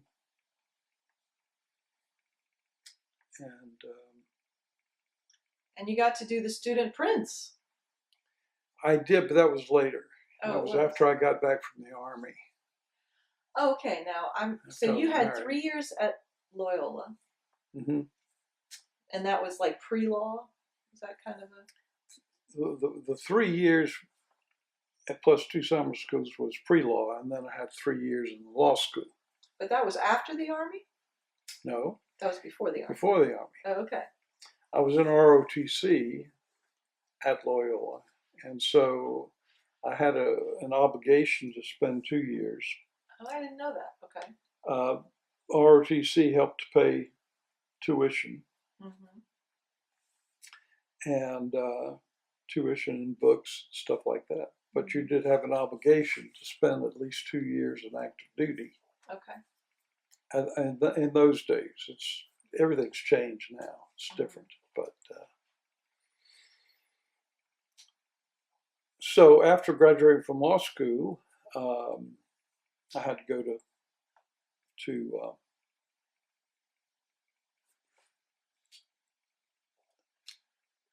serve my active duty, and they give you a choice of the branch of the Army that you want to. They give you 3 choices, and they don't guarantee that you're going to get any one of those. Right. Infantry was not even in any of my choices, but that's what I got. No. So infantry. What were your choices? Infantry. Oh well, you have the Army. Is it all Army though? Well, you have the combat branches like infantry and artillery and stuff like that. Okay. So I didn't want to be combat branch. I'd rather be behind the lines in intelligence or in logistics or things like that. Mm-hmm. So, but that didn't work out. Right. How come they didn't send you to Vietnam? Well, I almost did. When I got out, that was when Johnson was building up, and a couple of people that I served with had their terms extended by the Army, and they had to stay. But by that time I had married your mother, and so the end of my tour of duty was in October or November, I can't remember. But at any rate, we moved we got out of the Army and moved to New Orleans. Stayed in an apartment on Octavia Street. It had all been arranged by my dad. He had rented the apartment for us, and when we arrived, he was up there changing the sashes. What? The sash cords on the windows. Yeah. In this apartment, so that they'd go up and down. Oh. Before we get into meeting Graham and all that kind of stuff, I have just one final question about Loyola. Namely, what were some of your favorite classes and professors that really had an impact? Okay, I enjoyed French. Had a French lady who taught it, and she was good, and I enjoyed that. I enjoyed English. Did you take French at Jesuit?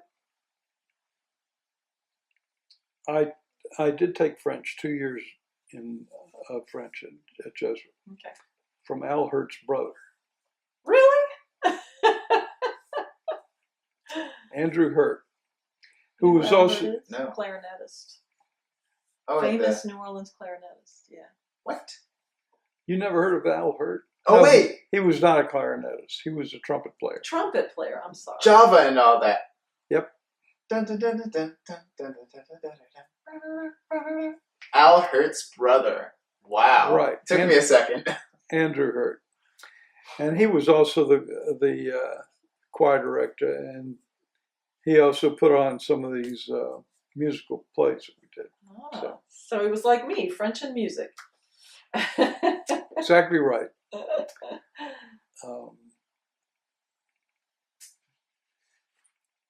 So you were saying you enjoyed French at Loyola. I did, and I also enjoyed the English department, and I have to say I took one math course that I had to take. It was called finite math, and it was actually just logic. That was fine. I got an A in it, which is probably the only math A I've ever gotten. Right. Well, it does sound a lot more manageable than infinite math, I have to say. Right, infinite math, I'd probably be beyond me. That's right. All right, so why don't you tell us about meeting Graham and a little bit about your courtship. Okay. Well, when we went off, first of all, a friend of mine from law school, during law school, there was a study group that was with Tim Schaefer and Jim Capritz. I remember Jim from when we were little. Right. So Tim he was in the transportation corps, so his training was not at Fort Benning. It was somewhere else. I can't remember where he went for training, but he wound up being stationed up in Tacoma, Washington. Okay. But Jim had gotten into the intelligence corps, and they had to go for basic officer training to Fort Benning, as I did for infantry officer. They probably don't do that anymore, but for intelligence officers, but they did it that day and that day. So Jim and I piled into my little Volkswagen Bug, and we went off to Fort Benning. Meantime, of course, I didn't know anybody in Georgia, but there was a family who lived down the block. Actually, they lived in the house that we used to live in at 1705 State. Ah. And they were the Ryans. So Lil Ryan, who was the strangest person ever. Wasn't she Momo's best friend? No, I'm talking about her daughter now. My mom's best friend was her mother. Was her mother. She gave me some china at Did my she? wedding. She gave me a set of Czechoslovakian china. I still have it. I Really? think it was Miss Ryan. I think so. Could have been. Well, Miss Ryan was a great conspiracy theorist, and Yeah. she made a great conspiracy theorist of my mother. But very strange little woman. Anyway, Ms. Ryan and mother, Lil Ryan had gone to Agnes Scott her freshman year. She hated the place and came back, and she was going to Tulane or someplace for the rest of her academic career. But she had, for her freshman year, she had roomed with Kay, your mother, at Agnes Scott. So she said, "Oh, you're going to Georgia? You need to look up Kay Lewis at Agnes Scott College." So what did we know? We had no female connections whatsoever. So we got to Fort Benning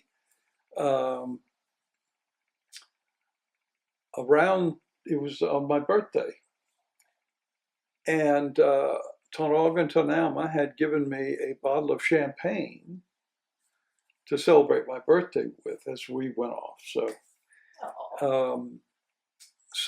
it was like November 7th or 8th that we wound up on the campus at Agnes Scott, and I inquired about Kay Lewis, and so we waited around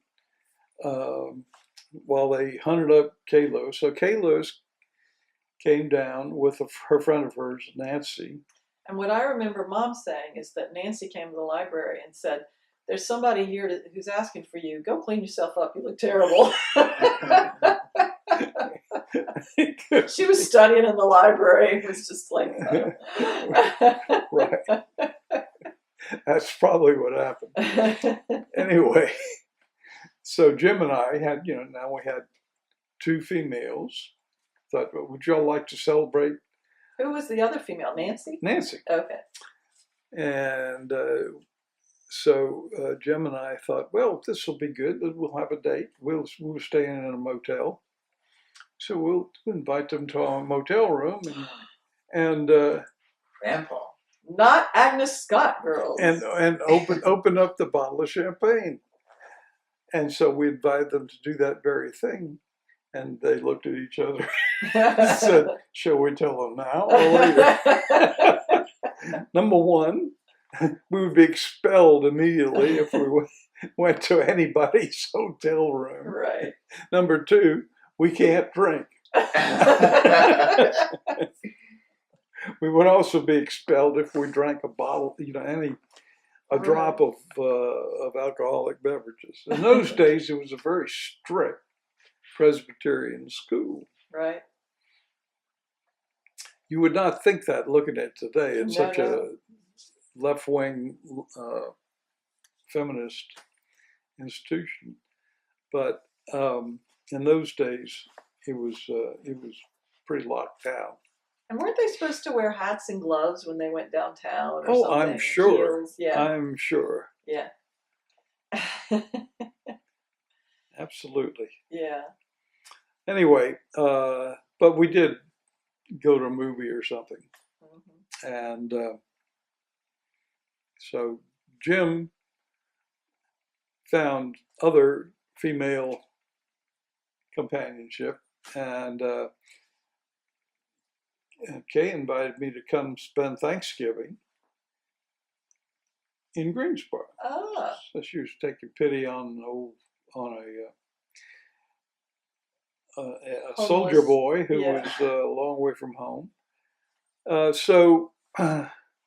Anyway, Fort Benning was about 90 miles from Atlanta, so it was, out of the.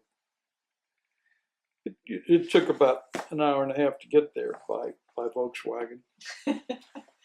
Was it closer to Greensboro or further from Greensboro?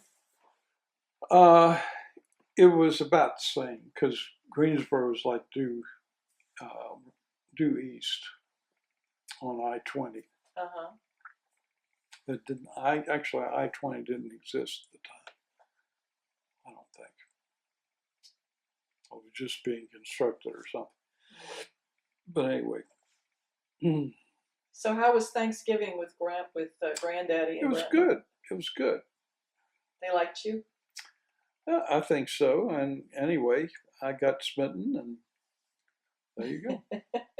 The rest is history. The rest is history.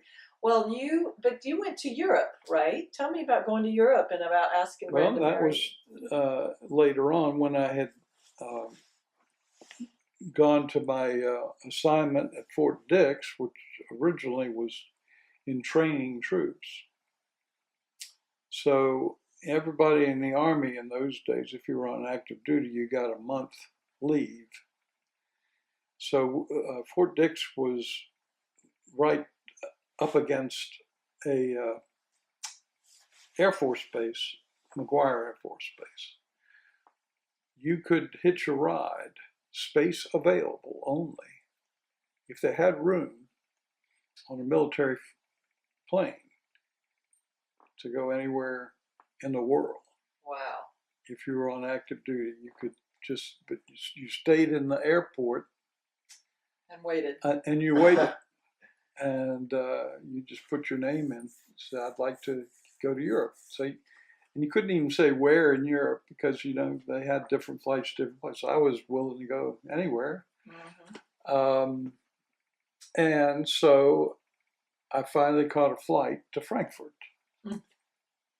Then when I landed in the Frankfurt airport, I booked a commercial flight to London. Because Graham was in Lowestoft. She was in Lowestoft. So I rented a car in in London. Took off on the wrong side of the road. Took off on the wrong side of the road.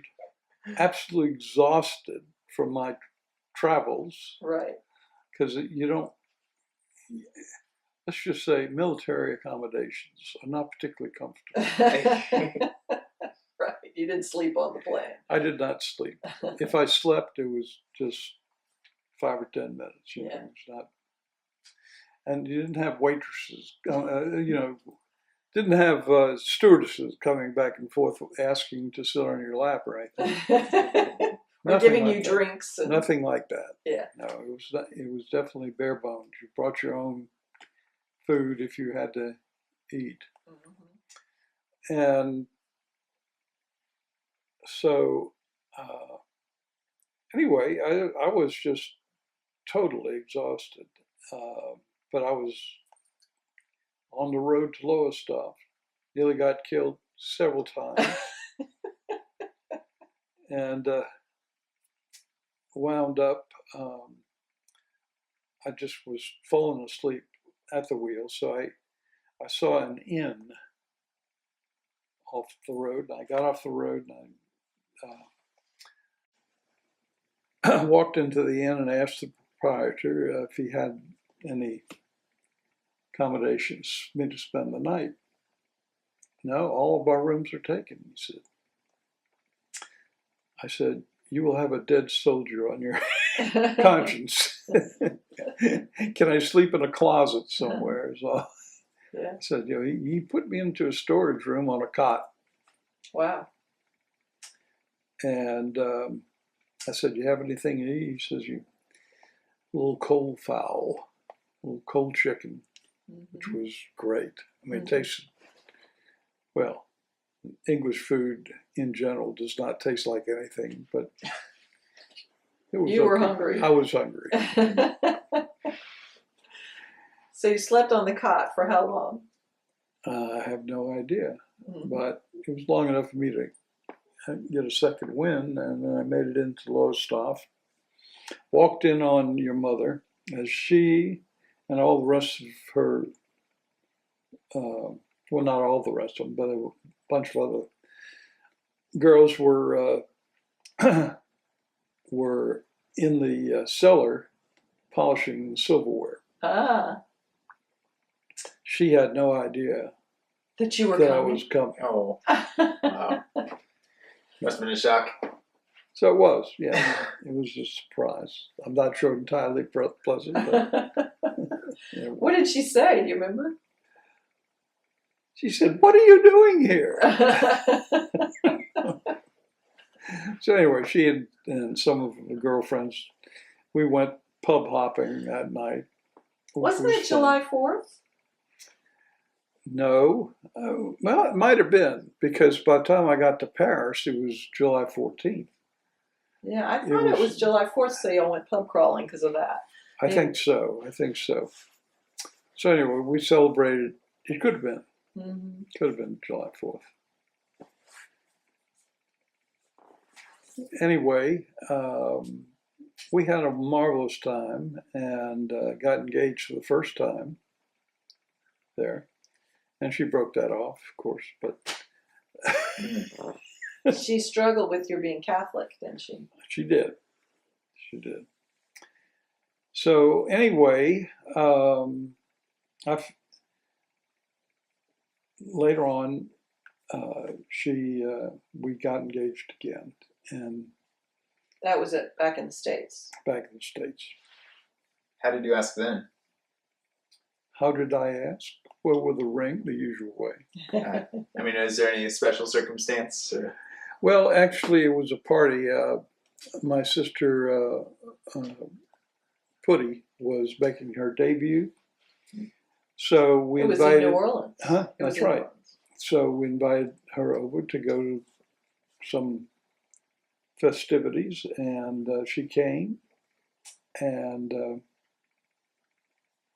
Was it that time when you all went to a ball together and there was the girl that you had been dating previously?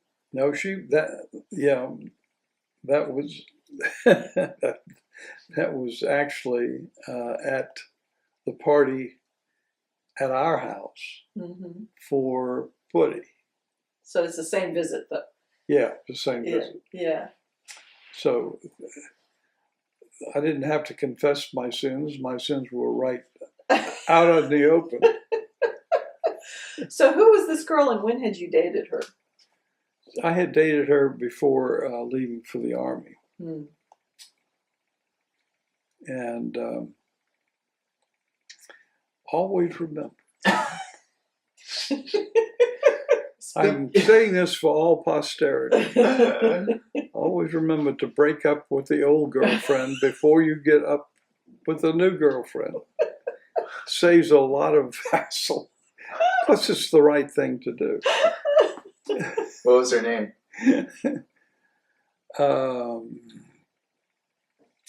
Judy. I don't.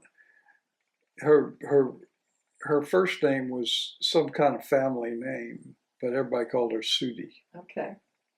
And she saw you at the party with Mom, and she said, Paul, right? Yeah. And you said, "Excuse me for just a minute."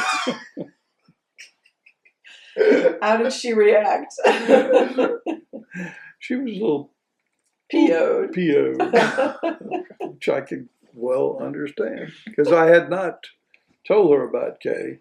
Right.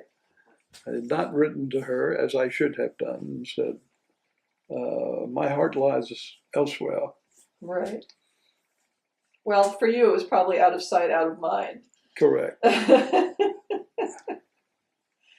So But- you got re-engaged. Got re-engaged. Was it at Putty's ball? At the Well, actually, Man, come here. Sorry, 1 second. What are you barking at, girl? Shh. What are you barking at? There's no one out there. so we did get re-engaged, but I did not give her the ring yet until later because I hadn't bought one. And Sorry, 1 second.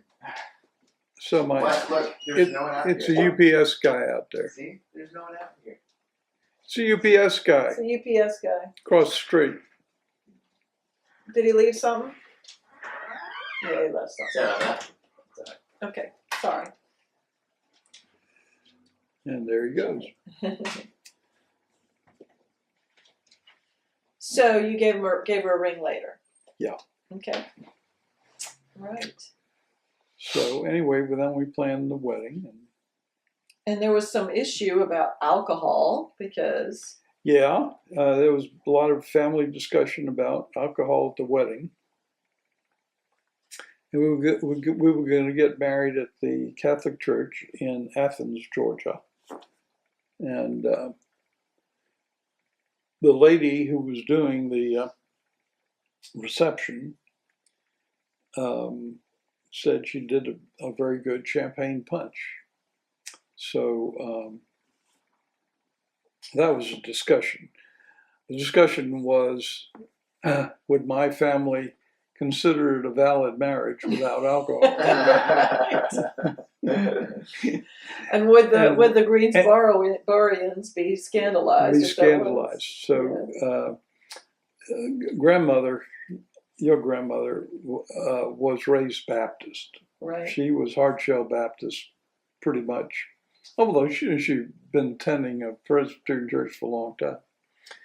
But Granddaddy always kept the liquor under the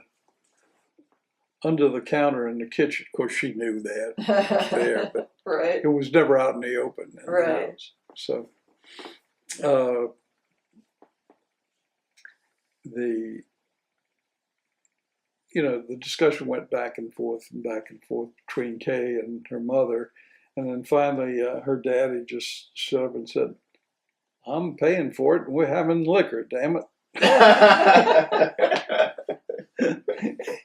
He could be very decisive. when he was ready to. I would like to hear your impressions of grandmother and granddaddy. Well, Ed. they were both very nice people, and they were very charming to me.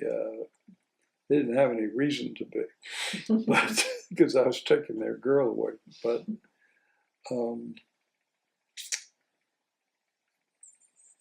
grandmother was very. You have to shape up and do right. But I never got that impression. She was never like that when I was there. But your mother always said, that the way that she expressed her displeasure with your conduct was to simply shut you out and remove any affection. Yeah, frost you out. Frost you out. But I had never experienced that. But then, Was she fun? yeah, she could be fun. Mm-hmm. She was also a very good cook. Really? Oh, I'm telling you. Granddaddy went hunting every day Right. or fishing or something. He was out until dark 30. Right. Right. So you didn't expect Granddaddy until dark 30. Yeah. And then you might start worrying. But so there was always dove or quail or fish in the freezer Mm-hmm.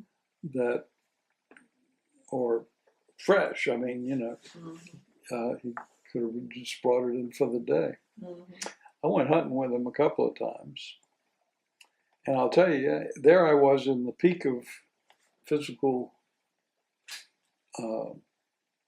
condition, because in the Army, you got to do that. I mean, Mm-hmm. be on long hikes, and you got to run the PT exam for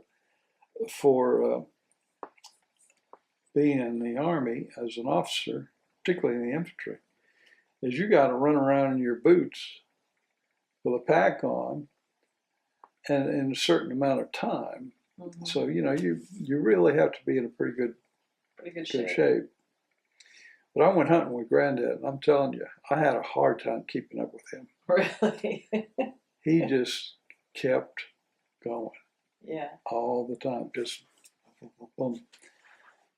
Walked fast. no stopping to rest. Yeah. Yeah. And I was about as tired as I've ever been in my whole life after going hunting, quail hunting with Granddad. Now, dove hunting is a different thing. You stay in a baited field and wait for the dove to come, and then you just shoot them. Mm-hmm. That's a different thing. But quail hunting with Granddad.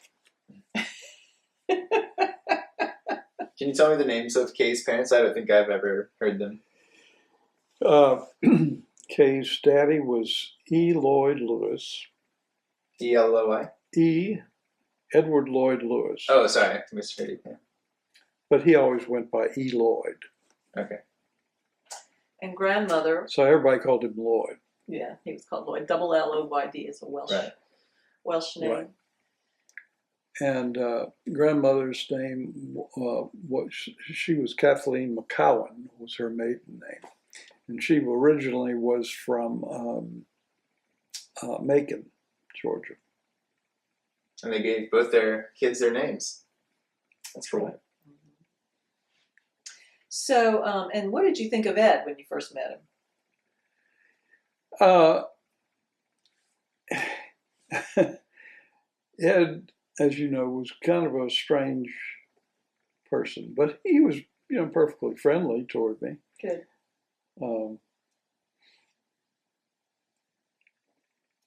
At the time I first met him, he was married to his first wife, who was a flake of the first order, and they Luann, right? Luann. Mm-hmm. They divorced, Mm-hmm. Shortly after. Anywho, then later on, when he married Cheryl, Mm-hmm. who was an angel, they had those 3 girls. Mm-hmm. That she died of breast cancer eventually. Mm-hmm. But Ed was an extremely stubborn guy, and he insisted on driving, Mm-hmm. even though he was having seizures and so forth, and had gotten into a lot of automobile accidents. Right. So, but he just felt like his manhood was challenged by not being the person to drive. Mm-hmm. Every once in a while, Cheryl would put her foot down, Mm-hmm. but not often. So, you got married in Athens, right? Athens, Georgia. Who was in your wedding? You mean on the male side? Both. Well, Henri was there. There was a guy who was supposed to be one of my groomsmen, who was a good friend of mine from Fort Dix, Roy Repack, and he was with the engineer engineers, and his leave got canceled because he was packing up soldiers to go to Vietnam. Wow. So he, at the last minute, he had to say, I can't come. So we got Kay's cousin to fill in on that. Pete? Pete. Pete was very gracious and stepped in at the last minute.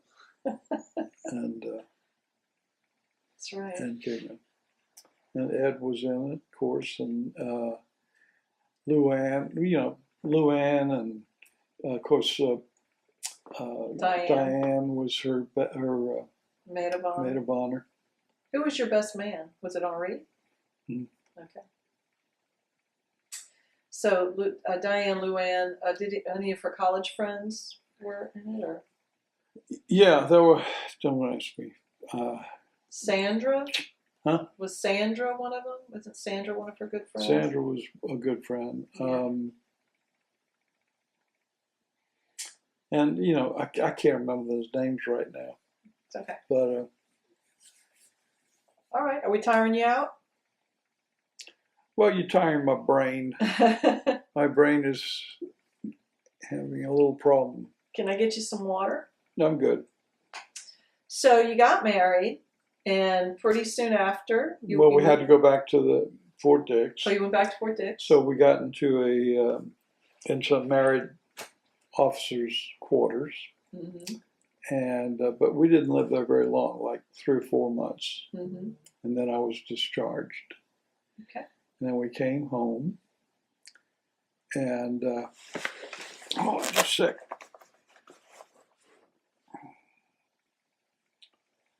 Nothing. By that time, was Gran pregnant with me? She was, and so interestingly, the mother wanted to have us for lunch at Galatoire's. So we go to lunch at Galatoire's with my mother, and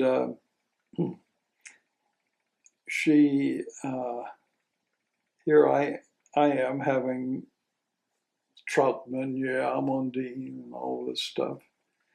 And of course, she was just could not even look at it. Yeah. So she ordered a bacon, lettuce, tomato sandwich, and I was aghast. I thought, no, not at Galatoire's.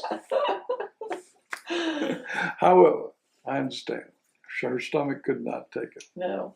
I remember Graham telling me that the first time she met Mama, she said, "Yes, ma'am," to her. And Mama said, "My dear, yes, ma'am is for servants." Now, I don't remember that, but that sounds about right. Yeah, because I asked her once, "Why didn't you bring us up to say yes, ma'am, and no, ma'am, and yes, sir, no, sir?" And she said, "Well, because the first time I said that to Mama, this is what she said." But that's how she had been brought up. But that's Sure. not necessarily a New Orleans thing. Right, that's a Southern thing, but New Orleans is not the South. Yeah, exactly. That's so. People think it is, but it isn't. No, it's totally different. Totally different. So, did she know she was pregnant at that point? Yeah, by that time. Yeah, well, I'm sure Mama understood. She'd been through she enough. did. She was very gracious and very understanding. Plus, it saves her some money. That is right. So, I was born, and didn't Granddaddy and Uncle Miles and some people come down on the train when I was born or something? There was a big train trip, I remember. There was. I don't know if it was a train trip. I can't remember that. But there were lots of folks to come to welcome you into the world. Didn't Aunt Margaret come? Now that I don't recall. Maybe it went, maybe not. And I thought maybe Lou came. I don't know. I don't think so. So it was Uncle Miles, but I know Uncle See, Miles. Lou at the time was in the Navy, Yeah. and he had some stints overseas and whatnot. So Yeah, it was the older generation, maybe. Yeah. Yeah. Okay. But I think Uncle Miles came, didn't he? I do not remember it, but it could be. It could be. Okay.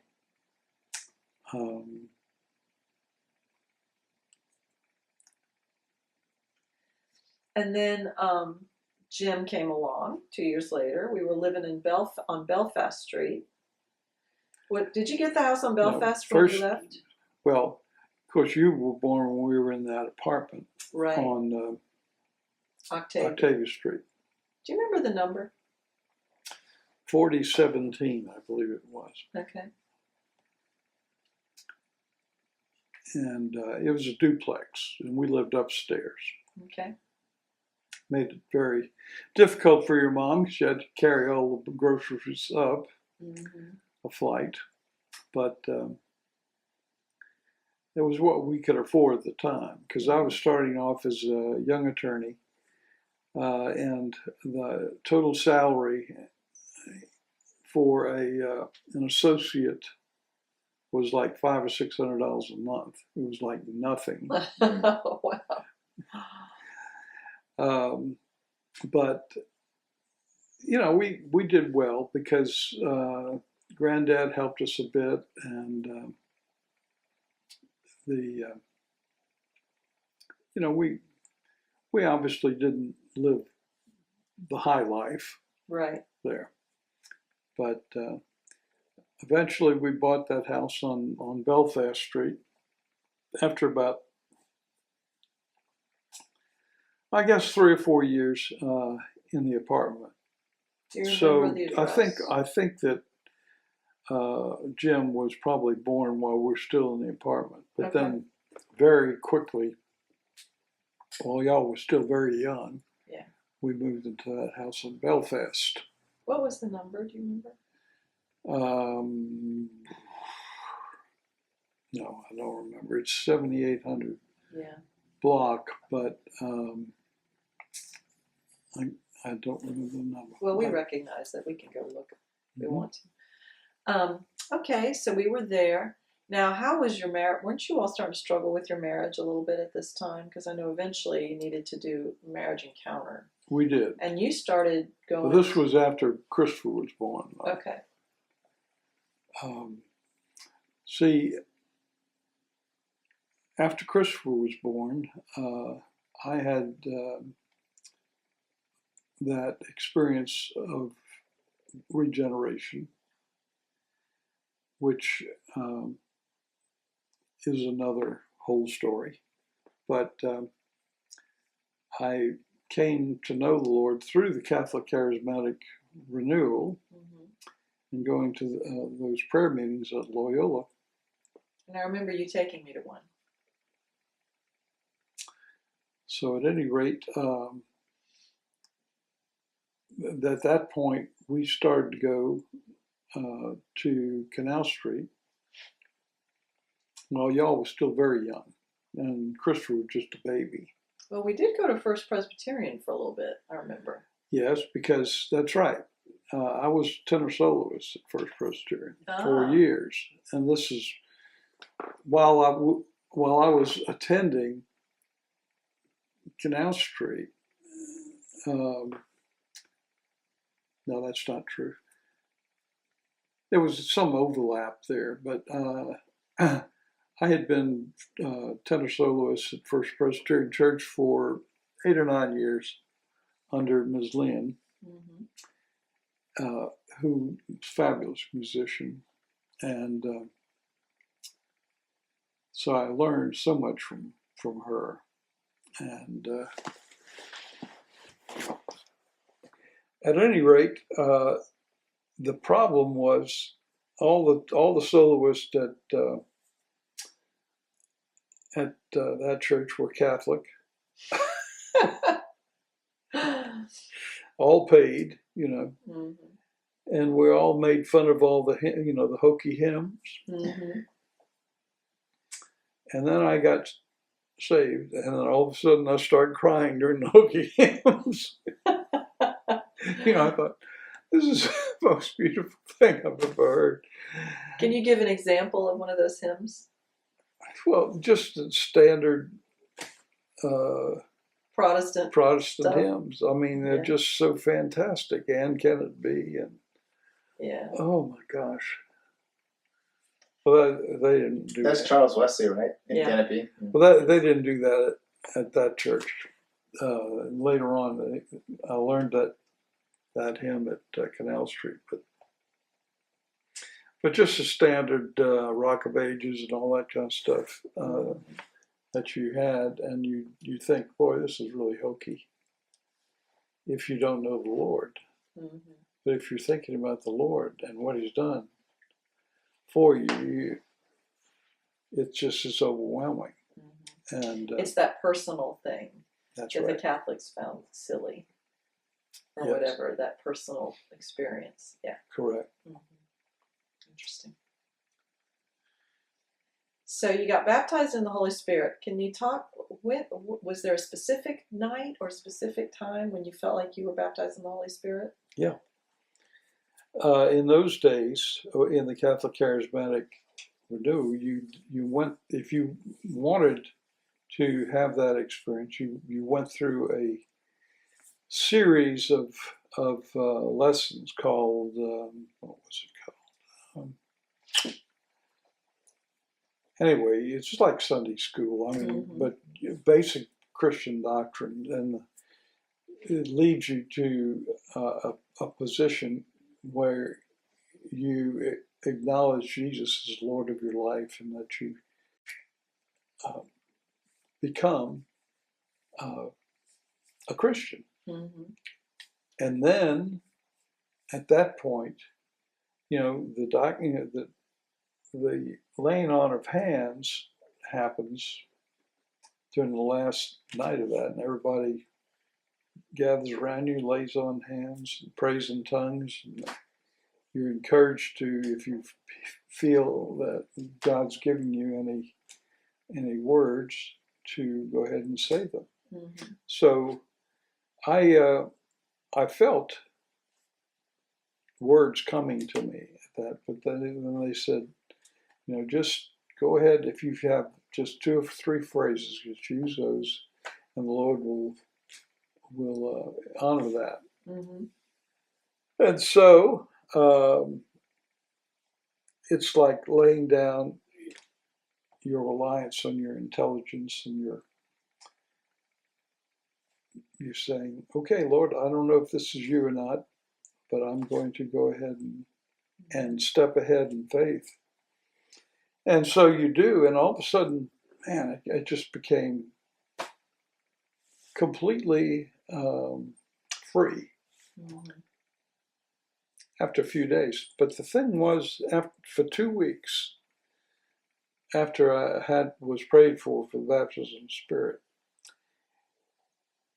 it wasn't the tongues experience, but what I did experience was just like if you shake up a Coke bottle and the fizz just comes. I felt in my spirit, it was like fizzing all the time. It was like this joy. This joy I couldn't explain. And, I walked around with this silly grin on my face. Mm-hmm. People must have driven people crazy. Yeah. At that time, I was working for a lawyer's title. But so anyway, it was kind of goofy in one sense. But, after a while, you get real life sets in again. Mm-hmm. And but you still know that you've had that encounter with the Lord, with the living God. Mm-hmm. That's great. So after that, how did you end up leaving the Catholic Church and going to Canal Street? That was strictly the Bible. Mm-hmm. I had never read the Bible. Of parts that I had read, I just didn't understand, and all of a sudden, with the Holy Spirit, it was was just, I had a hunger for the Word of God. That's the hunger and thirst that a man lost in the desert Mm-hmm. would experience when he didn't have anything to eat, anything to drink. And all of a sudden, springs of living water and fruit trees and Mm-hmm. whatnot. It was just, I just couldn't get enough of it. Mm-hmm. It was like I would sit for hours and read the Bible, and it's like God just speaking to me. Mm-hmm. So,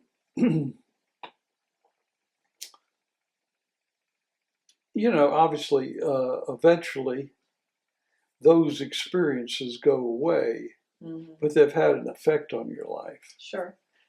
But the effect it had on my life was that I could no longer accept doctrines not based on Scripture, Mm-hmm. and particularly doctrines that are at odds with the clear Word of God. Mm-hmm. Most of them have to do with Mary, Mm-hmm. which is unfortunate. I think Mary's very upset about that.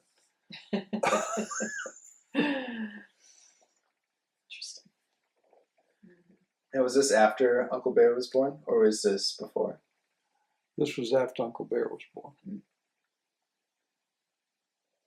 Very shortly after. What year was he born? He was born 73. 73. I've been a Christian since 1973. Mm-hmm. Yeah, he's 7 years younger than me. Wow. And 5 years younger than Jim. Then I had an experience of inner healing. I went to an inner healing workshop in Mandeville. And it was conducted by a priest from New Jersey who had been in the renewal for a long time. And he walked us through all of our lives, that this was a whole group of people, Mm-hmm. understand, but he would go back to when you were a child and all that stuff. And when you felt that your parents didn't love you or your friends deserted you or whatnot, and then he brought Jesus into the environment, into whatever that was, and it was like I felt so cleansed. I can't tell you how cleansed. I just wept. So he had you kind of relive the it, whole but time. picturing Jesus there with you. Correct. Right. And and touching you and healing you and understanding what you're going through. Mm-hmm. But basically, just as he touched people when he was on the earth, he would touch your spirit, and you just knew it. It's like a miraculous thing. I cannot explain it to you. And I can't make it happen. Right. It's just one of those things. But anyway, that was very key in my life. And of course, the marriage encounter thing, which was extremely important for me. And Didn't Mom leave you for a little bit, go back to Greensboro? Am I right about that? no, but she thought about it. Okay. I thought she was- went for a visit and maybe thought about not coming back, maybe. She might have. Yeah. She might have.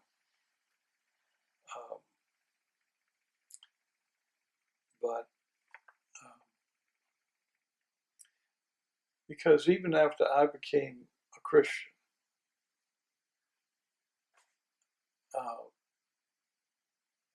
we had a lot of hurt between us. that had to be healed.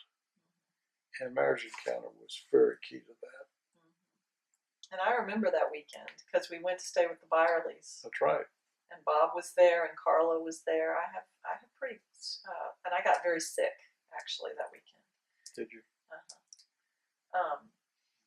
But they took us so that you all could go. Right. What do you feel like that did for you that weekend? Well, first of all, you understand they had to deal with a baby, essentially, well, a toddler. Yeah, Christopher he was a toddler at the time, which is really hard for them Yeah, because they were past all that right. in their life. But that was an expression of love. I cannot tell you how much that meant. But I know they were glad to see us come back, take it all off their hands, because it must have been rough. Yeah. I think Bob and Carla were there to help him keep us entertained. Well, that's good. You know, your mother and I were blessed with the best Christian friends you could possibly have. I remember. The Crossguards, Hank and Betsy, the Byerleys. I mean, you're talking about, whew, Great people. great saints of God. The Smallwoods. Who else was in that Bible study? Oh, the Woodards and the Carpenters. Dottie McDaniels. Donnie McDaniels. JC and Janice Wright. Mm-hmm. Right. You were in a Bible study for years with them. That's right. And I remember when I was little, the meeting at our house. The Barleys were there. I don't remember who else was there, but I think maybe the Yearwoods? No, Yearwoods were later. Okay. But I remember the Crossguards and the Barleys being there. Yeah. And you asking me, and Brolin would always ask me to sing Consider the Lilies. Those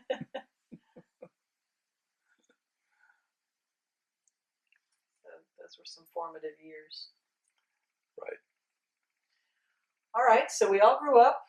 You had some struggles with your business. You went out on your own, right? I did.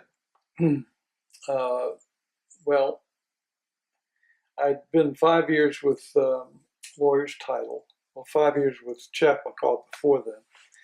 I went with lawyer's title for 5 years. And then I started my own title company, Covenant Land Title. Right.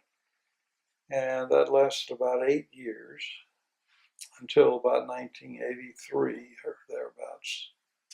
Well, you had 3 offices, right? You had one out in Kenner. I did.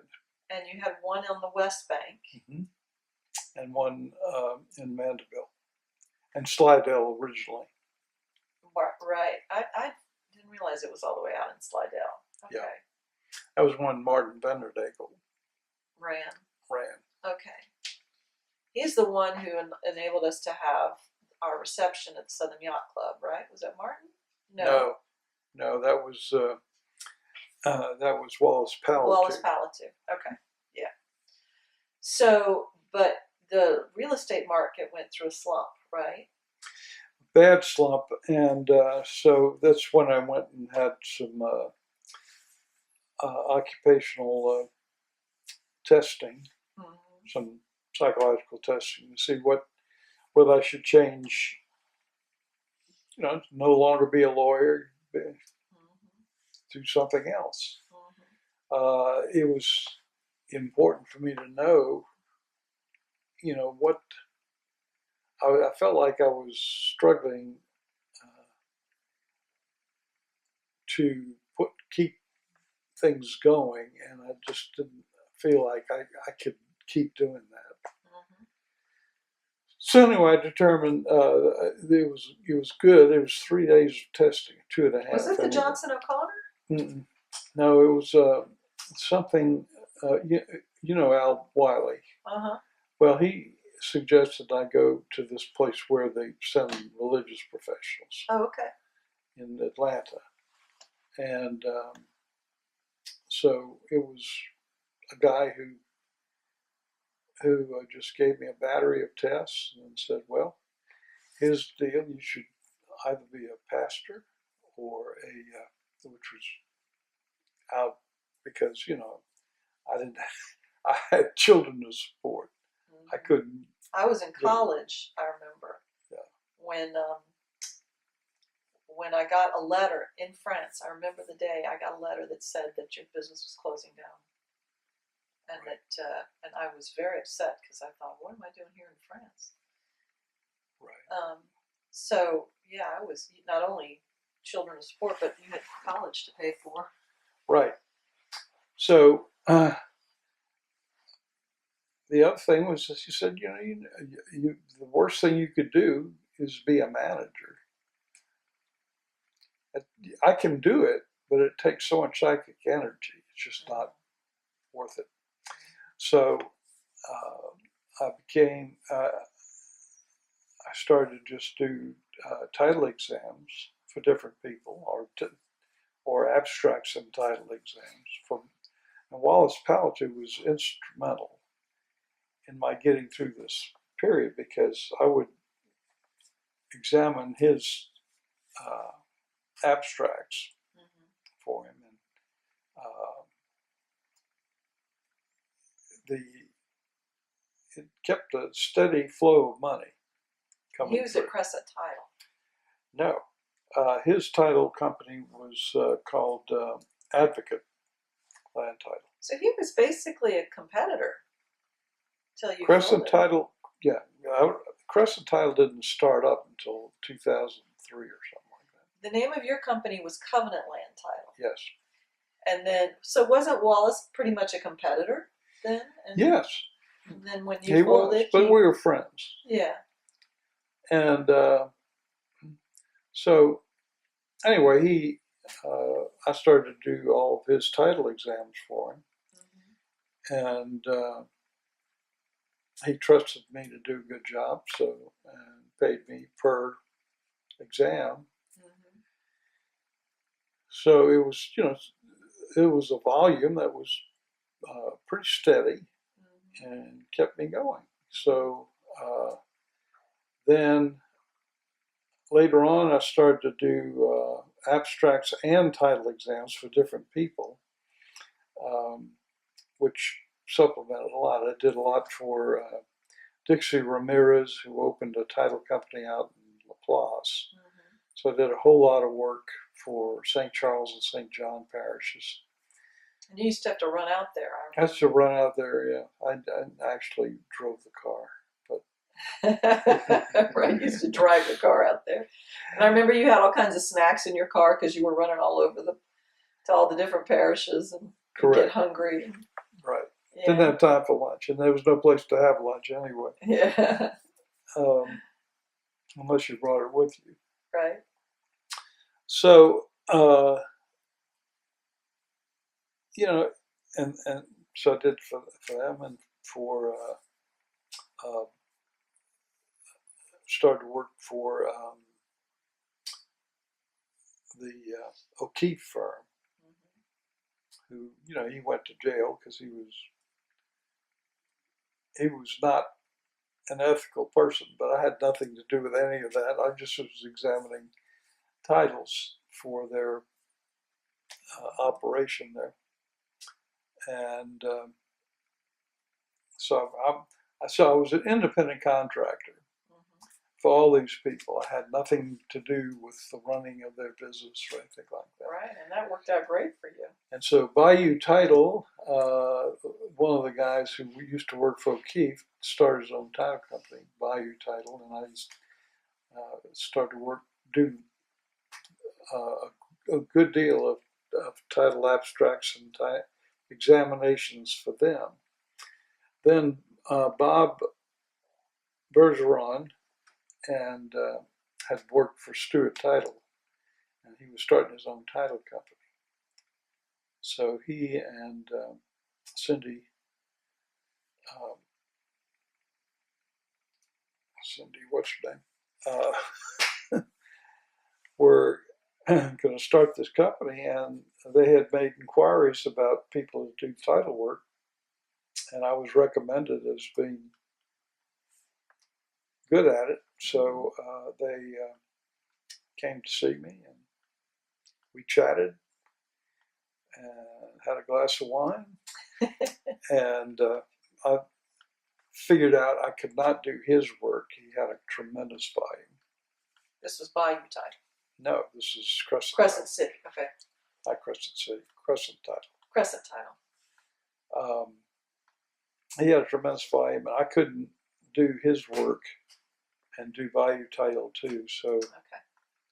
I dropped Bayou title and just. Okay. And And I still was doing stuff for different attorneys that I had been involved with. So it wasn't just Crescent title, but. So is most of the work you do now still for Crescent title? Pretty much 100%. Mm-hmm. Because they understand I want to be semi-retired, so I'll say, can we send you 5? I said, no, how about 3? Right. Or whatever. And I can always tell them when I'm going on vacation. I can't take any. Yeah. I know that this question is a little late in the asking, but what was it that made you want to go into law? I know your father was. My father was a lawyer, Mhm. and I scored high on the law school aptitude test, as I recall. So I've always had sort of a logical mind. This one too. You're able to apply a set of principles to a set of facts Mm-hmm. and come up with it.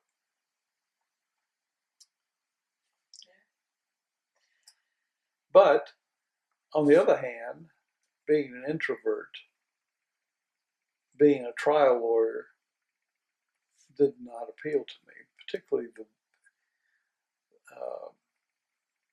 so much of it is just really grubby work Mm-hmm. and dishonest and so forth. So trial work did not appeal to me. I had to do some of it when, at Jeff McCall when I started off, and I just didn't care for it. Mm-hmm. A lot of conflict. So, good thing about being a title lawyer is you don't have to sue anybody. That's true. Is there anything you want to share around Graham's death and sickness? Sure. Well, It's a hard time. it's a hard time.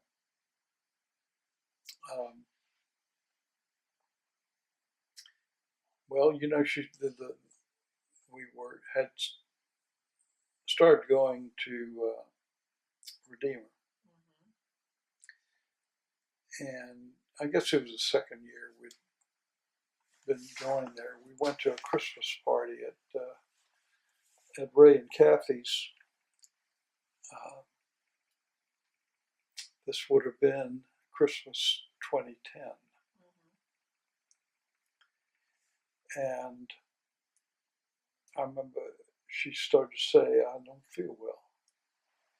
So we left early, and she threw up at home and was just having a horrible time. I thought, well, she must have had some food poisoning. Mm-hmm. But it wasn't that. She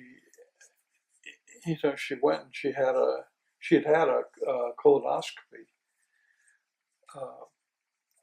a couple of months before, and because your mother had colon and stomach My cancer, grandmother. your grandmother. Yeah. So she was, careful about that, but the doctor missed what was going on. Don't ask me how, because as it later turned out, she had a pretty advanced cancer, in the place where the small intestine joins with the large intestine. So Maybe too far up. it was, I don't know, it just was one of those places where there's a kink in the chin. So, And it was closed off, wasn't it, by the tumor? It was closing off that connection, which is why she kept throwing up food. correct. Yeah. Correct. So, it was a very long struggle, and nobody, she had changed doctors because we started going with Humana, and she had a doctor. No, we weren't with Humana.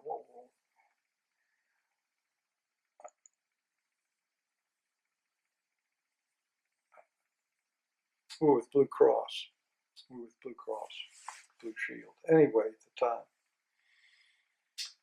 So her doctor was assigned to her, and she had never gone to her before, but she was a really good doctor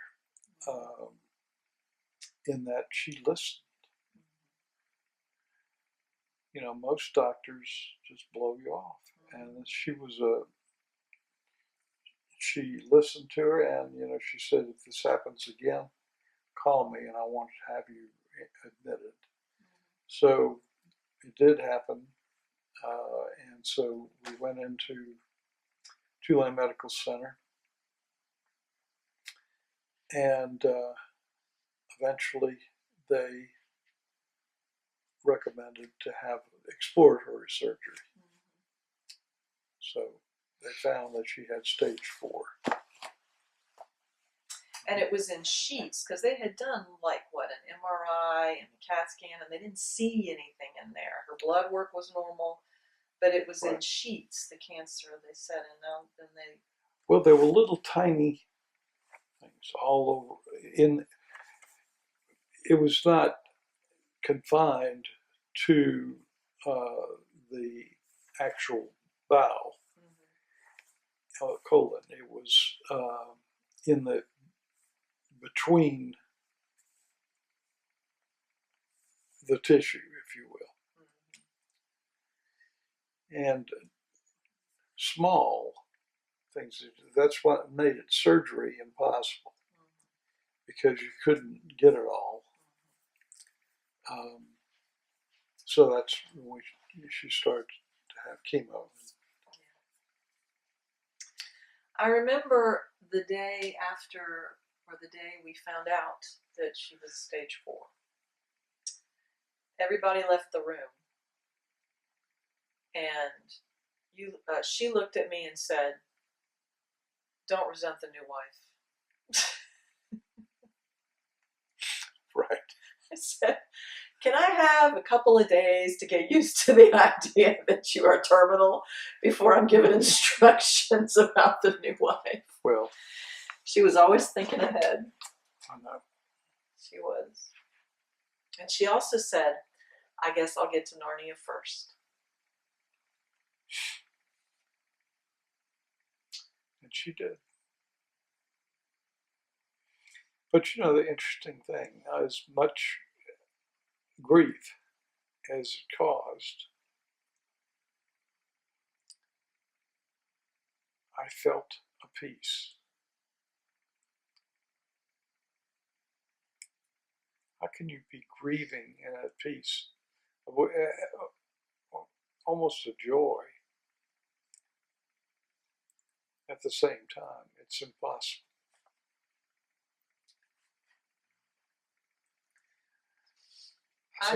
It's supernatural. I had a dream that night. I stayed in the hospital because I was afraid that she was going to pass away right away. And I had a dream that we were sitting around the table at View Street, and she was there. And she was sick, but she was at home. So I sort of felt like the Lord let me know she's going to come home. She's not going to die here, which she did. Yeah. She had a brief reversal. She allowed her to go to her high school reunion. Yeah, you came by our house. I remember you came to us for the 4th of July in Shreveport. And you danced. We had some swing dancing. And You were with Gingin at that time, I remember. That's where that picture is from that we have of Graham and Abby and Rebecca and me at the pool. right. Yeah. Well, no, but yeah, well, that was part of that. But we did manage to travel to Atlanta. That's another story. Don't ever trust automobile rental agencies. I remember that, how upset you were. Oh, was I upset? Because your mother was very sensitive to any road bumps or anything like that. It just gave her a lot of pain. Mm-hmm. And so I wanted her to be able to lie in the back and not have any, to be like lying in bed at home. Mm-hmm. So I had rented a town car, which is the smoothest riding car ever made. Janice Wright had one. Mm-hmm. It's like riding in your living room, It really is. But, I only had one. I said, now let me explain the circumstances. I told the circumstances. I said, now I have to have this car. So I don't want you to rent it to anybody else. So we got Bob Scott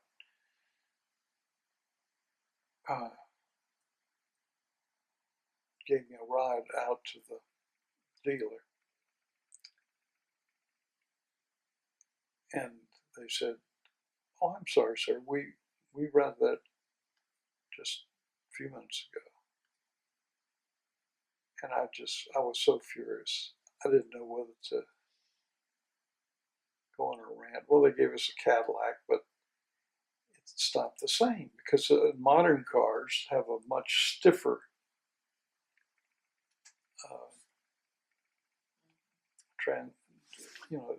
the ride is stiffer. I remember you telling me you almost lost your religion. Oh, can't tell you.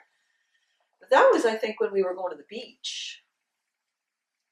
No, this was when we were going to Georgia for her reunion. Her reunion. Oh, okay. That was the reason, because I knew we'd be on the road, for 8 or 9 hours. And right. We needed to have a smooth ride. And we did make it to the beach. We did. And I have pictures. Yes, and I remember the rainbow. It was a beautiful rainbow the last day we were there. Over the water. And the strangest thing, then we went to, I don't know if you were there, Wes, because we went to pick you up. You were at some kind of, maybe that was that thing that you did in Atlanta, the NHS, the National. Oh yeah. So that same summer, it was just a few weeks later, we went to pick you up in Dallas, and there was a double rainbow over the road where we were traveling. I felt like that was the summer of the rainbows. We just felt like God was just speaking to us about that. And remember, we had a party when she died. I know. In the middle of the night, you came and said she's gone, and Christopher was there after nearly getting killed trying to get there, having a wreck trying to get home, sliding on the ice so he could fly out. And we sang a lot, and after she passed away, Christopher went and started making breakfast. And we had breakfast, and we toasted her. We sang. Yeah, it was grief and relief. It was. In the meantime, John had split open his finger and was trying needed surgery. He was trying to get the kids together to come down. He was, and Tucker had gotten all upset and bitten Speckle in the ear, and Speckle had run around the house shaking his head and splattering blood all over everything. No. He was just losing it. But Oh dear. but that's another story. But so tell us about meeting Judy and about your courtship with Judy. Well, let's see. I was still going to a Redeemer church. I had not. There was another gal who I'd seen, and I should back up and say we're talking about a year or so after Mom died, and I'd been, all by myself in that big house. Wasn't Jim with you for a while? A little while. Yeah. He went back to Kathy. You remember? Yeah, but I think that was after you were with Judy. I just remember taking comfort in the fact that you were not alone in the house, that you had somebody else. I don't think so. You don't think so? Okay, maybe not. Because I can remember, doing all the laundry, doing, the times I would eat at home, it would be something something frozen. Well, those like church a ladies chicken pot pie, and that's they came through big time for years. For a while, not years, no. I mean, for the 2 years Mom was sick, they were still bringing Oh, stuff. they were. Yeah. You're absolutely right about that. But you're absolutely right. So anyway, it was a grievous time for me, and during the day it was fun because I was out abstracting, and had my mind on work, but it was awfully lonely, particularly at dinner time. And so I sent you to Europe with your grandchildren. you did. The great European and we took you to Seattle. Boys trip. What took me to Seattle? Yep. And you got to see Bill and Sue. Bill and Sue. That's right. But you had known Judy. You knew Judy at this time. You had just met her, but didn't know her well. Or I had just Judy and this old guy who used to go to our church, no longer does. He was from the West Bank. They used to usher a lot together, just because they were on the list. I mean, the old guy was married and had a wife that came, but she didn't. She was in bad health, so she just sat in the pew. So Judy and this fella would do a lot of picking up the bulletins. Handing out the bulletins and distributing Holy Communion and doing the offering and so forth. When we were doing it in the pew, after COVID, we're doing everything differently now. So I just looked, I just noted that she and this guy were always doing this together. But then Judy would go sit by herself. So anyway, eventually, I guess somewhat after a year after Mom died, I just asked her if she'd like to go out to dinner sometime. And she said, yeah. So we went to that little place on, it's now closed. It was a French restaurant on Octavia, right off a magazine. Okay. I don't know it. Well, it went under, shut down. But, and then later I took her to a concert. And so we off and on, just for a while, I just, we'd go out to dinner and that sort of thing. Yeah. So, it just kind of blossomed. It did. Only you didn't tell us much about it until you were engaged. Yeah, I remember that. Why would I? The next thing we know, who is this person? It's a big surprise.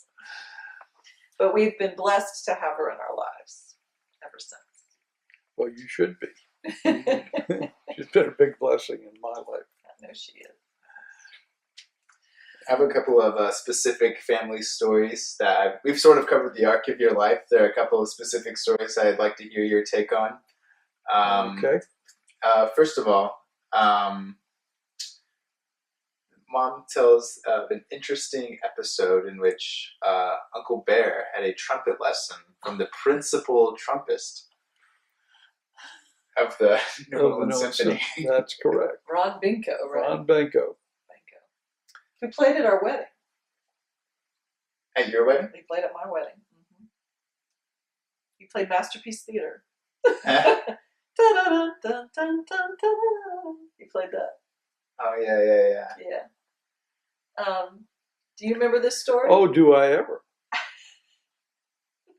I can't remember how old Christopher was, but he was like Eight, in great, 9, 8 or 9, maybe. maybe a little off, 8 or 9, I guess.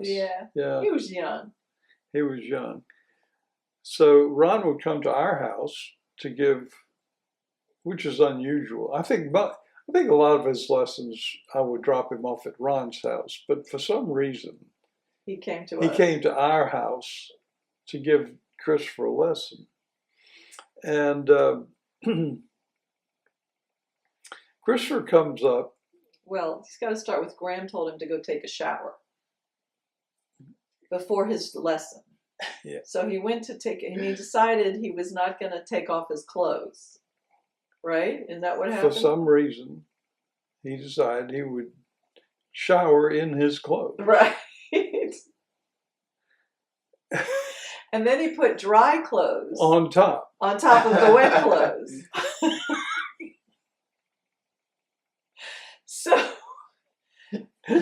So anyway, here Ron is trying to give this young boy a trumpet lesson, and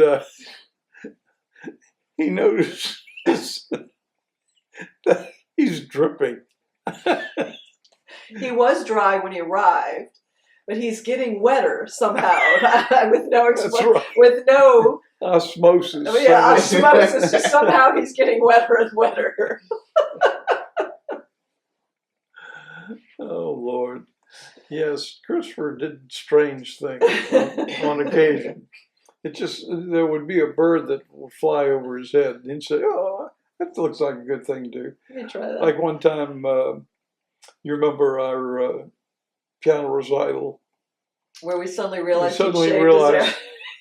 Hey, Christopher sitting there with no eyebrows. He had used my electric razor. He just thought it would be cool. Shave his eyebrows. And there was the time he decided he would take a beer to school. Remember that one? When you No, that wasn't. Well, it Or was was. It was.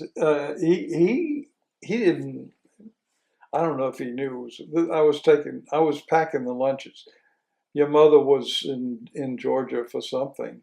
I think grandmother or granddaddy was sick. Yeah. Anyway, she was there, and so it was my job to fix lunches and get them off to school. So I fixed Christopher's lunch, and then I went up to take a shower while he was having breakfast, bowl of cereal or something. I don't know. Anyway, so I get dressed, come down, and I'm ready to take Christopher into the car. So he grabs his lunch box, and on the way out of the door, it opens up, and out rolls down the stairs a beer. I'm looking. I could be so much in trouble. This is the grace of God. You know, that the lunchbox. The hand of God itself opens the little. lunchbox. I know. Well, I mean, obviously, Christopher was too young to close his lunchbox All the way. all the way. Thank God. Because I can just see him saying to his teacher, "My dad packed my lunch today." Yeah. My mom's out of town. But so that means that while you were in the shower, he went to the lunchbox, opened it up, took out what you had put in there. Yeah. Put it in the refrigerator, got a beer out, and replaced Correct. it with a beer. Correct. He just thought he would. It's getting a jump start on adulthood. If it's good enough for Dad, it must be good enough for me. So, now did you want to ask him about regrets and Yeah, so a couple of or? big things, best moments. I have a couple of specific memories to ask about first. Okay. This one has to do with, Mom tells me you learned guitar and brought contemporary music to Canal Street. Is that right? Well, I wouldn't say contemporary. It was more Christian folk type. For the church, it was For contemporary. the church, it was contemporary. They had Yeah. never had any kind of guitar music, or most churches had not. At that This is time. true. I was a pioneer in that respect. Well, I had picked up the guitar because of we had a small group in our house. And, you know, you would like to have singing. But, you know, to have singing without any accompaniment is not all the best thing. Right. So anyway, I don't, you know, I'd been going to the prayer meetings, and all the musicians were playing the guitar or This is the the banjo Catholic or whatever. Yeah. Catholic prayer meeting. So I thought, well, you know, might be something I can pick up. Mm-hmm. So I bought myself a guitar and took a few guitar lessons. And, you know, I was never very good at it, but You were good enough.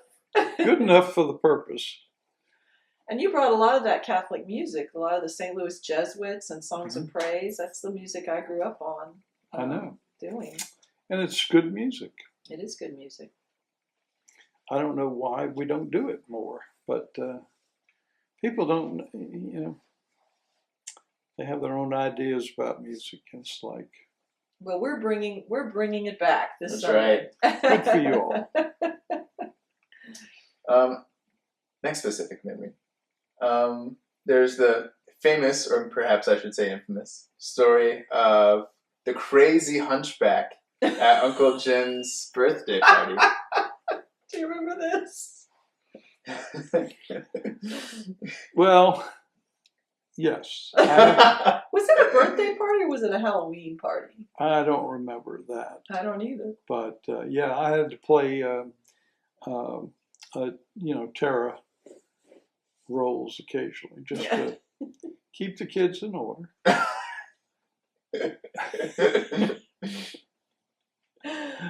So it's all in good fun. Do you want me to tell more about it? Please do, because Please. I don't remember So- that much about it. Graham had arranged for a fun scare for these boys, and I don't know. I think it must have been a Halloween thing. So you dressed up in a stocking cap and with a hunchback on your back. But the funny thing was, our phone was out, she was going to have Carol call and pretend to be like some official person that said there's a hunchback escaped from an asylum. But our phone was out, so Carol had to come over and do it. And she delivered an Emmy-winning performance. She was an Oscar performance. She was panting, she was looking around, and she said, there's a hunchback loose, you all haven't heard because your phone is out, you know, lock all your doors and all this kind of thing. And so the little boys just went nuts. And they were all locking all the doors. And the problem was you were supposed to come in that side door and they had locked it and you couldn't get in the house because you were outside. So we were in the den and you start knocking on the door. And Graham says, wait a minute, what is that? And is that somebody knocking? And you know, we heard that. And she said, should I open the door? And the old boys all said, no, don't open the door. It might be the crazy hunchback. But she opened it anyway. And in you jumped. And Jim was behind the door, absolutely terrorized. And I was there. And no wonder he's had so many problems. And all of these little boys jumped on me at once. It was like they were screaming and running, and it was just, she felt so bad about that because she really scared those boys to death.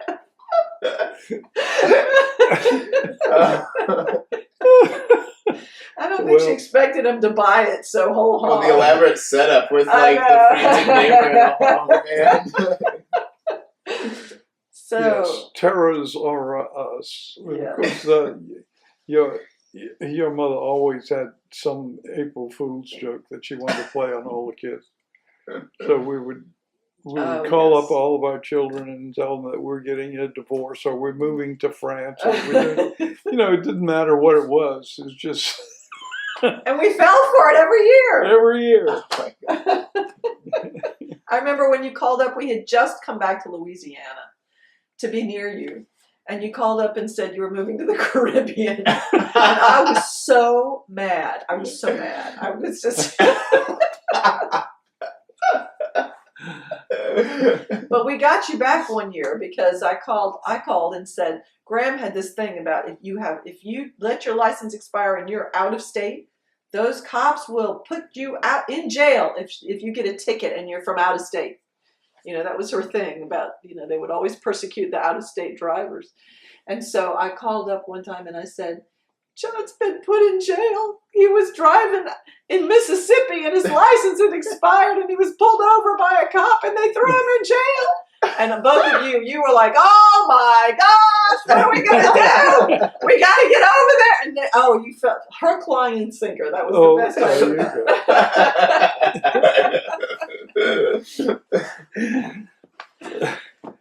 Like daughter, like mother, like daughter. There you go. Finally got you back. My next question is about teaching mom to drive and your near-death experience. Oh my gosh! Your tenuous hold on life was preserved by your lightning reflexes. You know your mother's nickname for me when I was teaching her how to drive. Old Hickory? Thumper. Slamming on that imaginary brake. I mean, it was an imaginary brake that I was always hitting. So, yes, it was at the corner of Butte and Carrollton. Well, you know where we were coming from. We were coming from your office in Kenner. I don't remember that, but I do remember when you decided to cross and there was a streetcar coming. The problem was that corner of Butte and Carrollton, you couldn't see cars coming.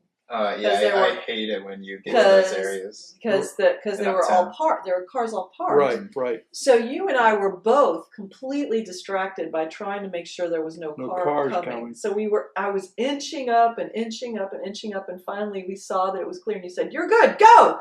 I shot across there, looked up, and there was the streetcar, which neither one of us had thought to look for. And you screamed, and thank goodness I stepped on the gas and not the brake, because we would have been clobbered. And you made it, and fortunately there was no car coming on the other Side. But we had also had a near miss before that on what's that street? What was the name of the street that your office was on? You talking about in Kenner? In Kenner. It was. I keep wanting to say West Esplanade. It's not West Esplanade. It's No, it's not. It's Williams. Williams Boulevard. It was Williams.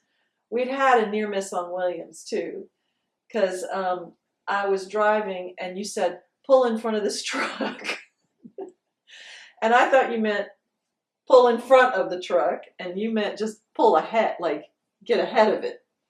So I pulled right in front of this truck. He honked. He slammed on the brakes. Everybody slammed on their brakes, honked. You pulled me back into the left lane. So that was the second thing that had happened. So when we shot down View Street and I pulled into the driveway, and I have to say that was the only time in my life I've ever heard you scream. I mean, you screamed. Well, I thought I was a goner. And I pulled into the driveway, and we sat there in silence for a minute.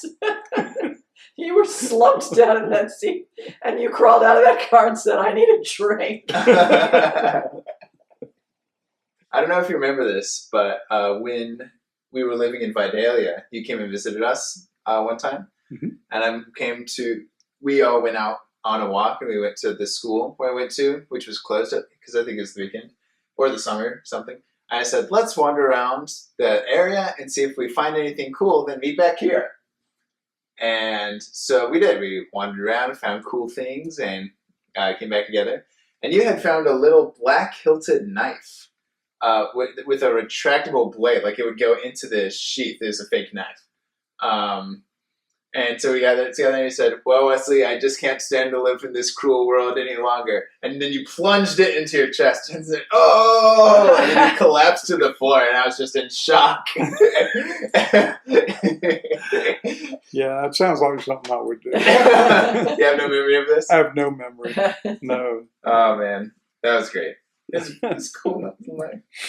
And so, this is just a little thing to mention, but there was a year, maybe 2 years, I can't quite remember, when there were 3 generations of Lapeyres in the New Orleans Symphony Chorus. That's right. Which is pretty That's cool. right. I have a picture.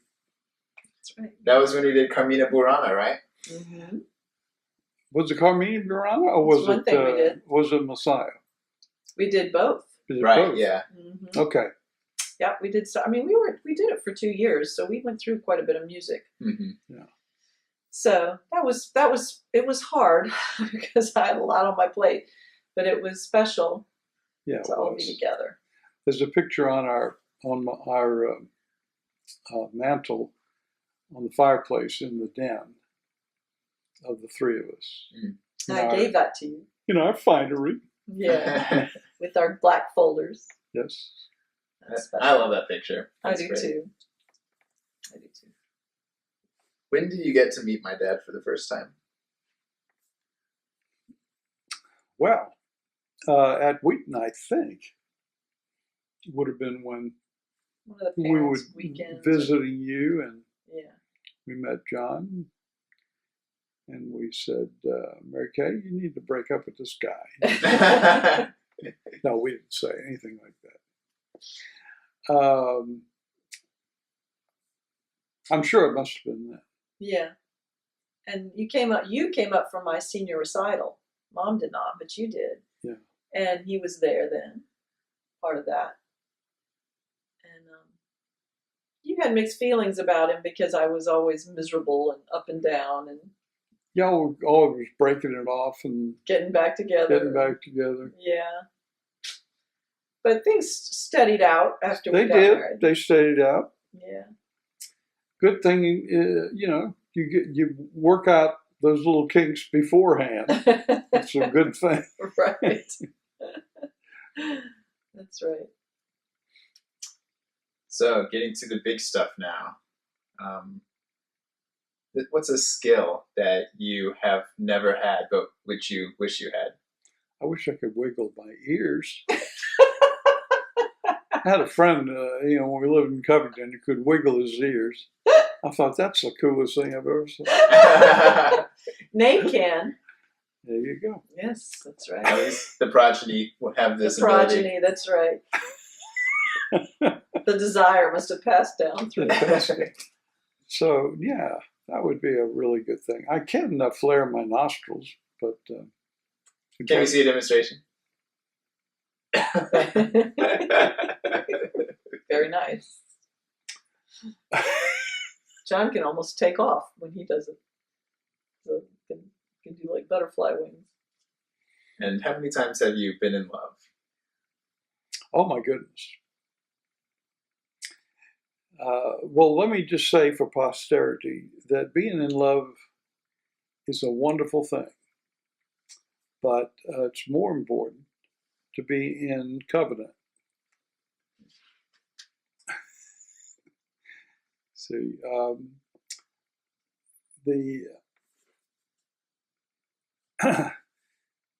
obviously romance is, everybody has romances and that they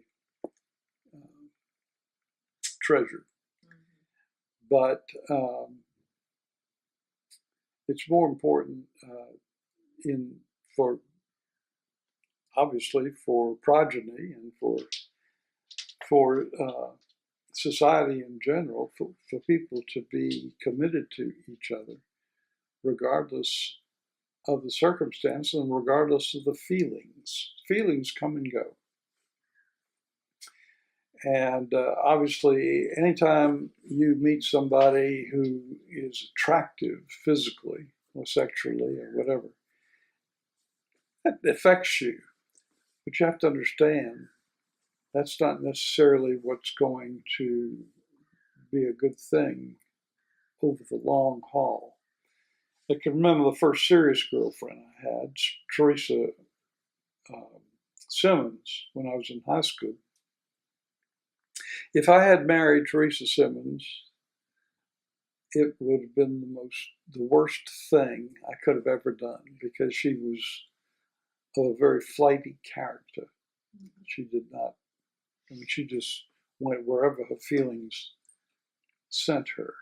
And so, it's much more important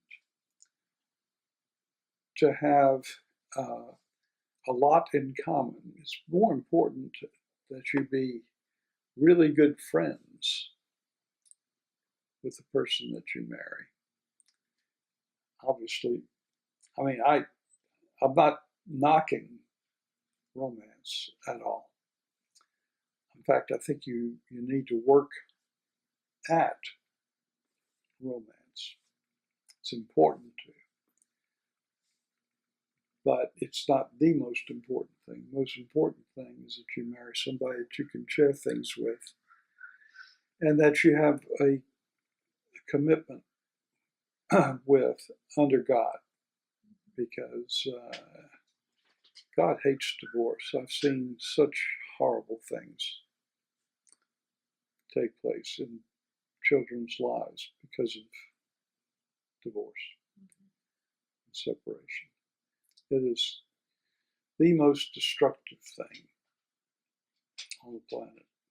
That's why God says, I hate divorce. So, back to the question.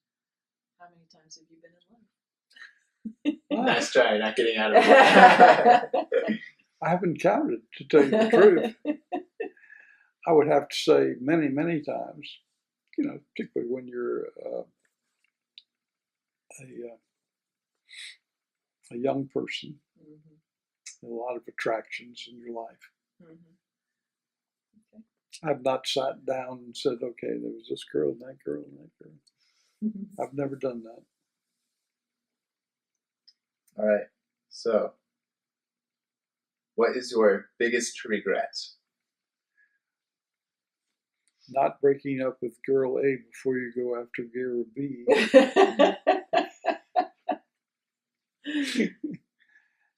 That is very important. Mhm. And I've had some moral failures in my life, certainly.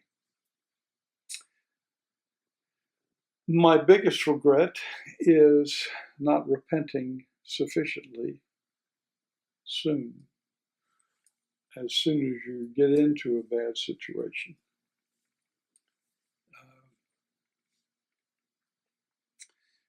The most important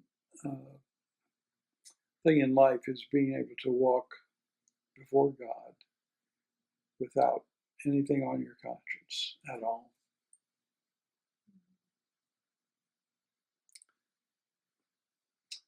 So, I'm not going to confess all of my sins, but I will say I've had a few, and particularly before I became a Christian, but even, of course, afterwards. But you have to be kind to people, and if you've offended somebody, to be willing to just say, okay, I screwed up, I'm sorry. And even if they're your children, which I'm sure I screwed up and didn't know it. I remember, Mary Kay, you're saying, your first memories of me is, why is he so angry at me? For that I have deep regret. But You really changed when the Lord got a hold of you. You had such a temper. Yeah. And I remember the transformation. You became a much gentler person. there was a little girl who lived in my house who knew how to push my buttons. What? Here's something I'm a little curious about. I know that Mama and Gramps had some kind of extreme views about race and about,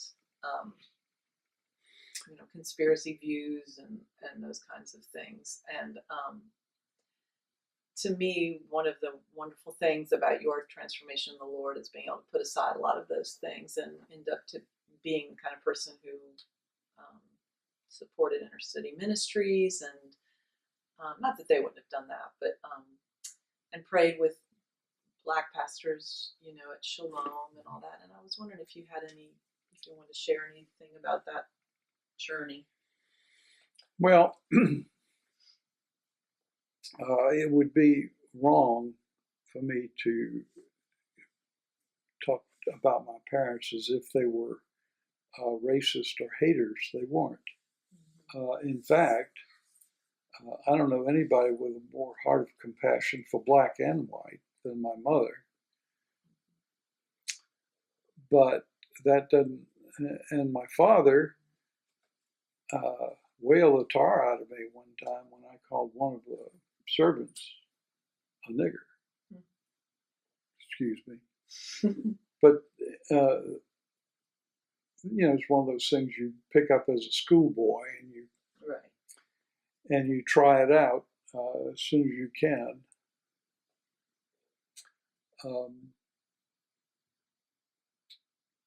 Which was just the most horrible thing in the world. But I really experienced my father's wrath that I would ever do that to anyone. Interesting. So, but that does not mean that he was in favor of integration. He was not in favor of integration. Right. He felt like there were different. It's not just the racial component, but it was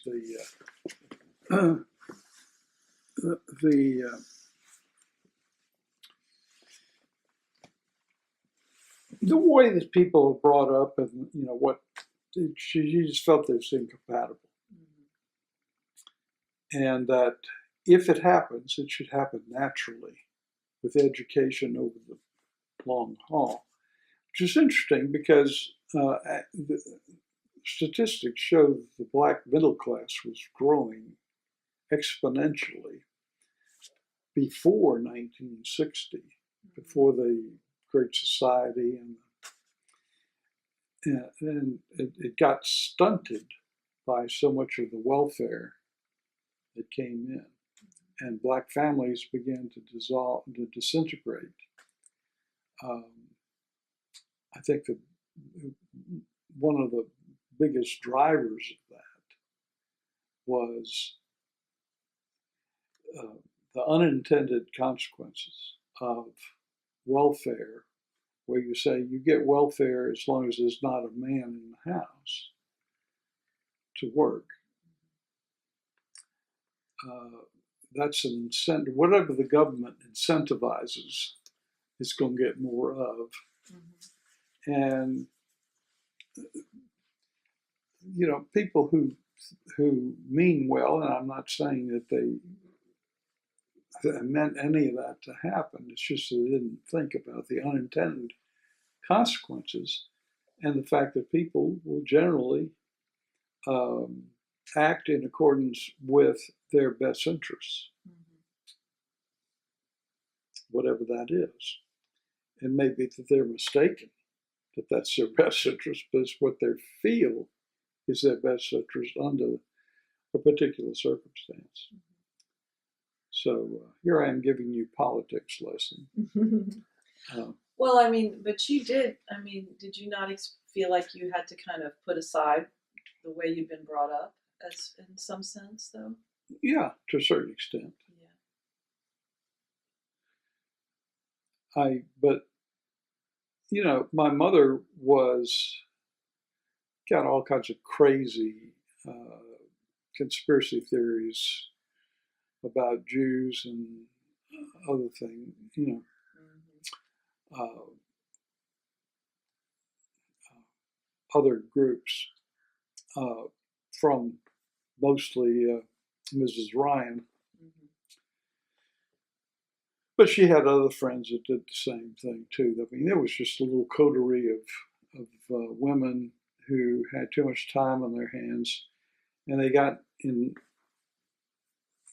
involved with some very fringe groups. Is that the John Birch Society? Well, John Birch Society wasn't as bad as it's made out to be. But, you know, what you read about the John Birch Society is not really accurate, mostly. Okay. So what would you consider your best moments of your life when you look back? Just some highlights.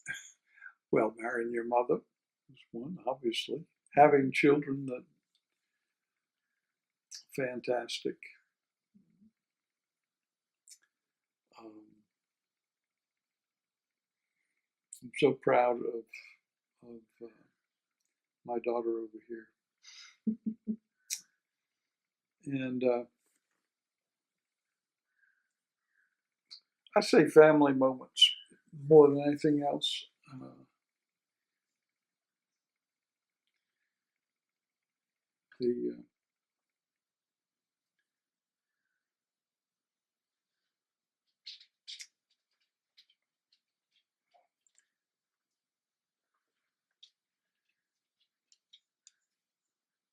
Woof.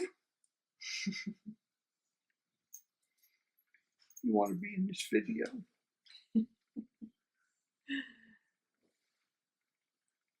So family moments mostly. Mostly. Mm-hmm. And then there was your Fizzy Holy Spirit experience. Mm-hmm. Absolutely. Mm-hmm. All right. I think we're done? Asked everything we can ask. Thank you so much. Thank you for sharing, letting us peel You're your welcome. brain back. All right.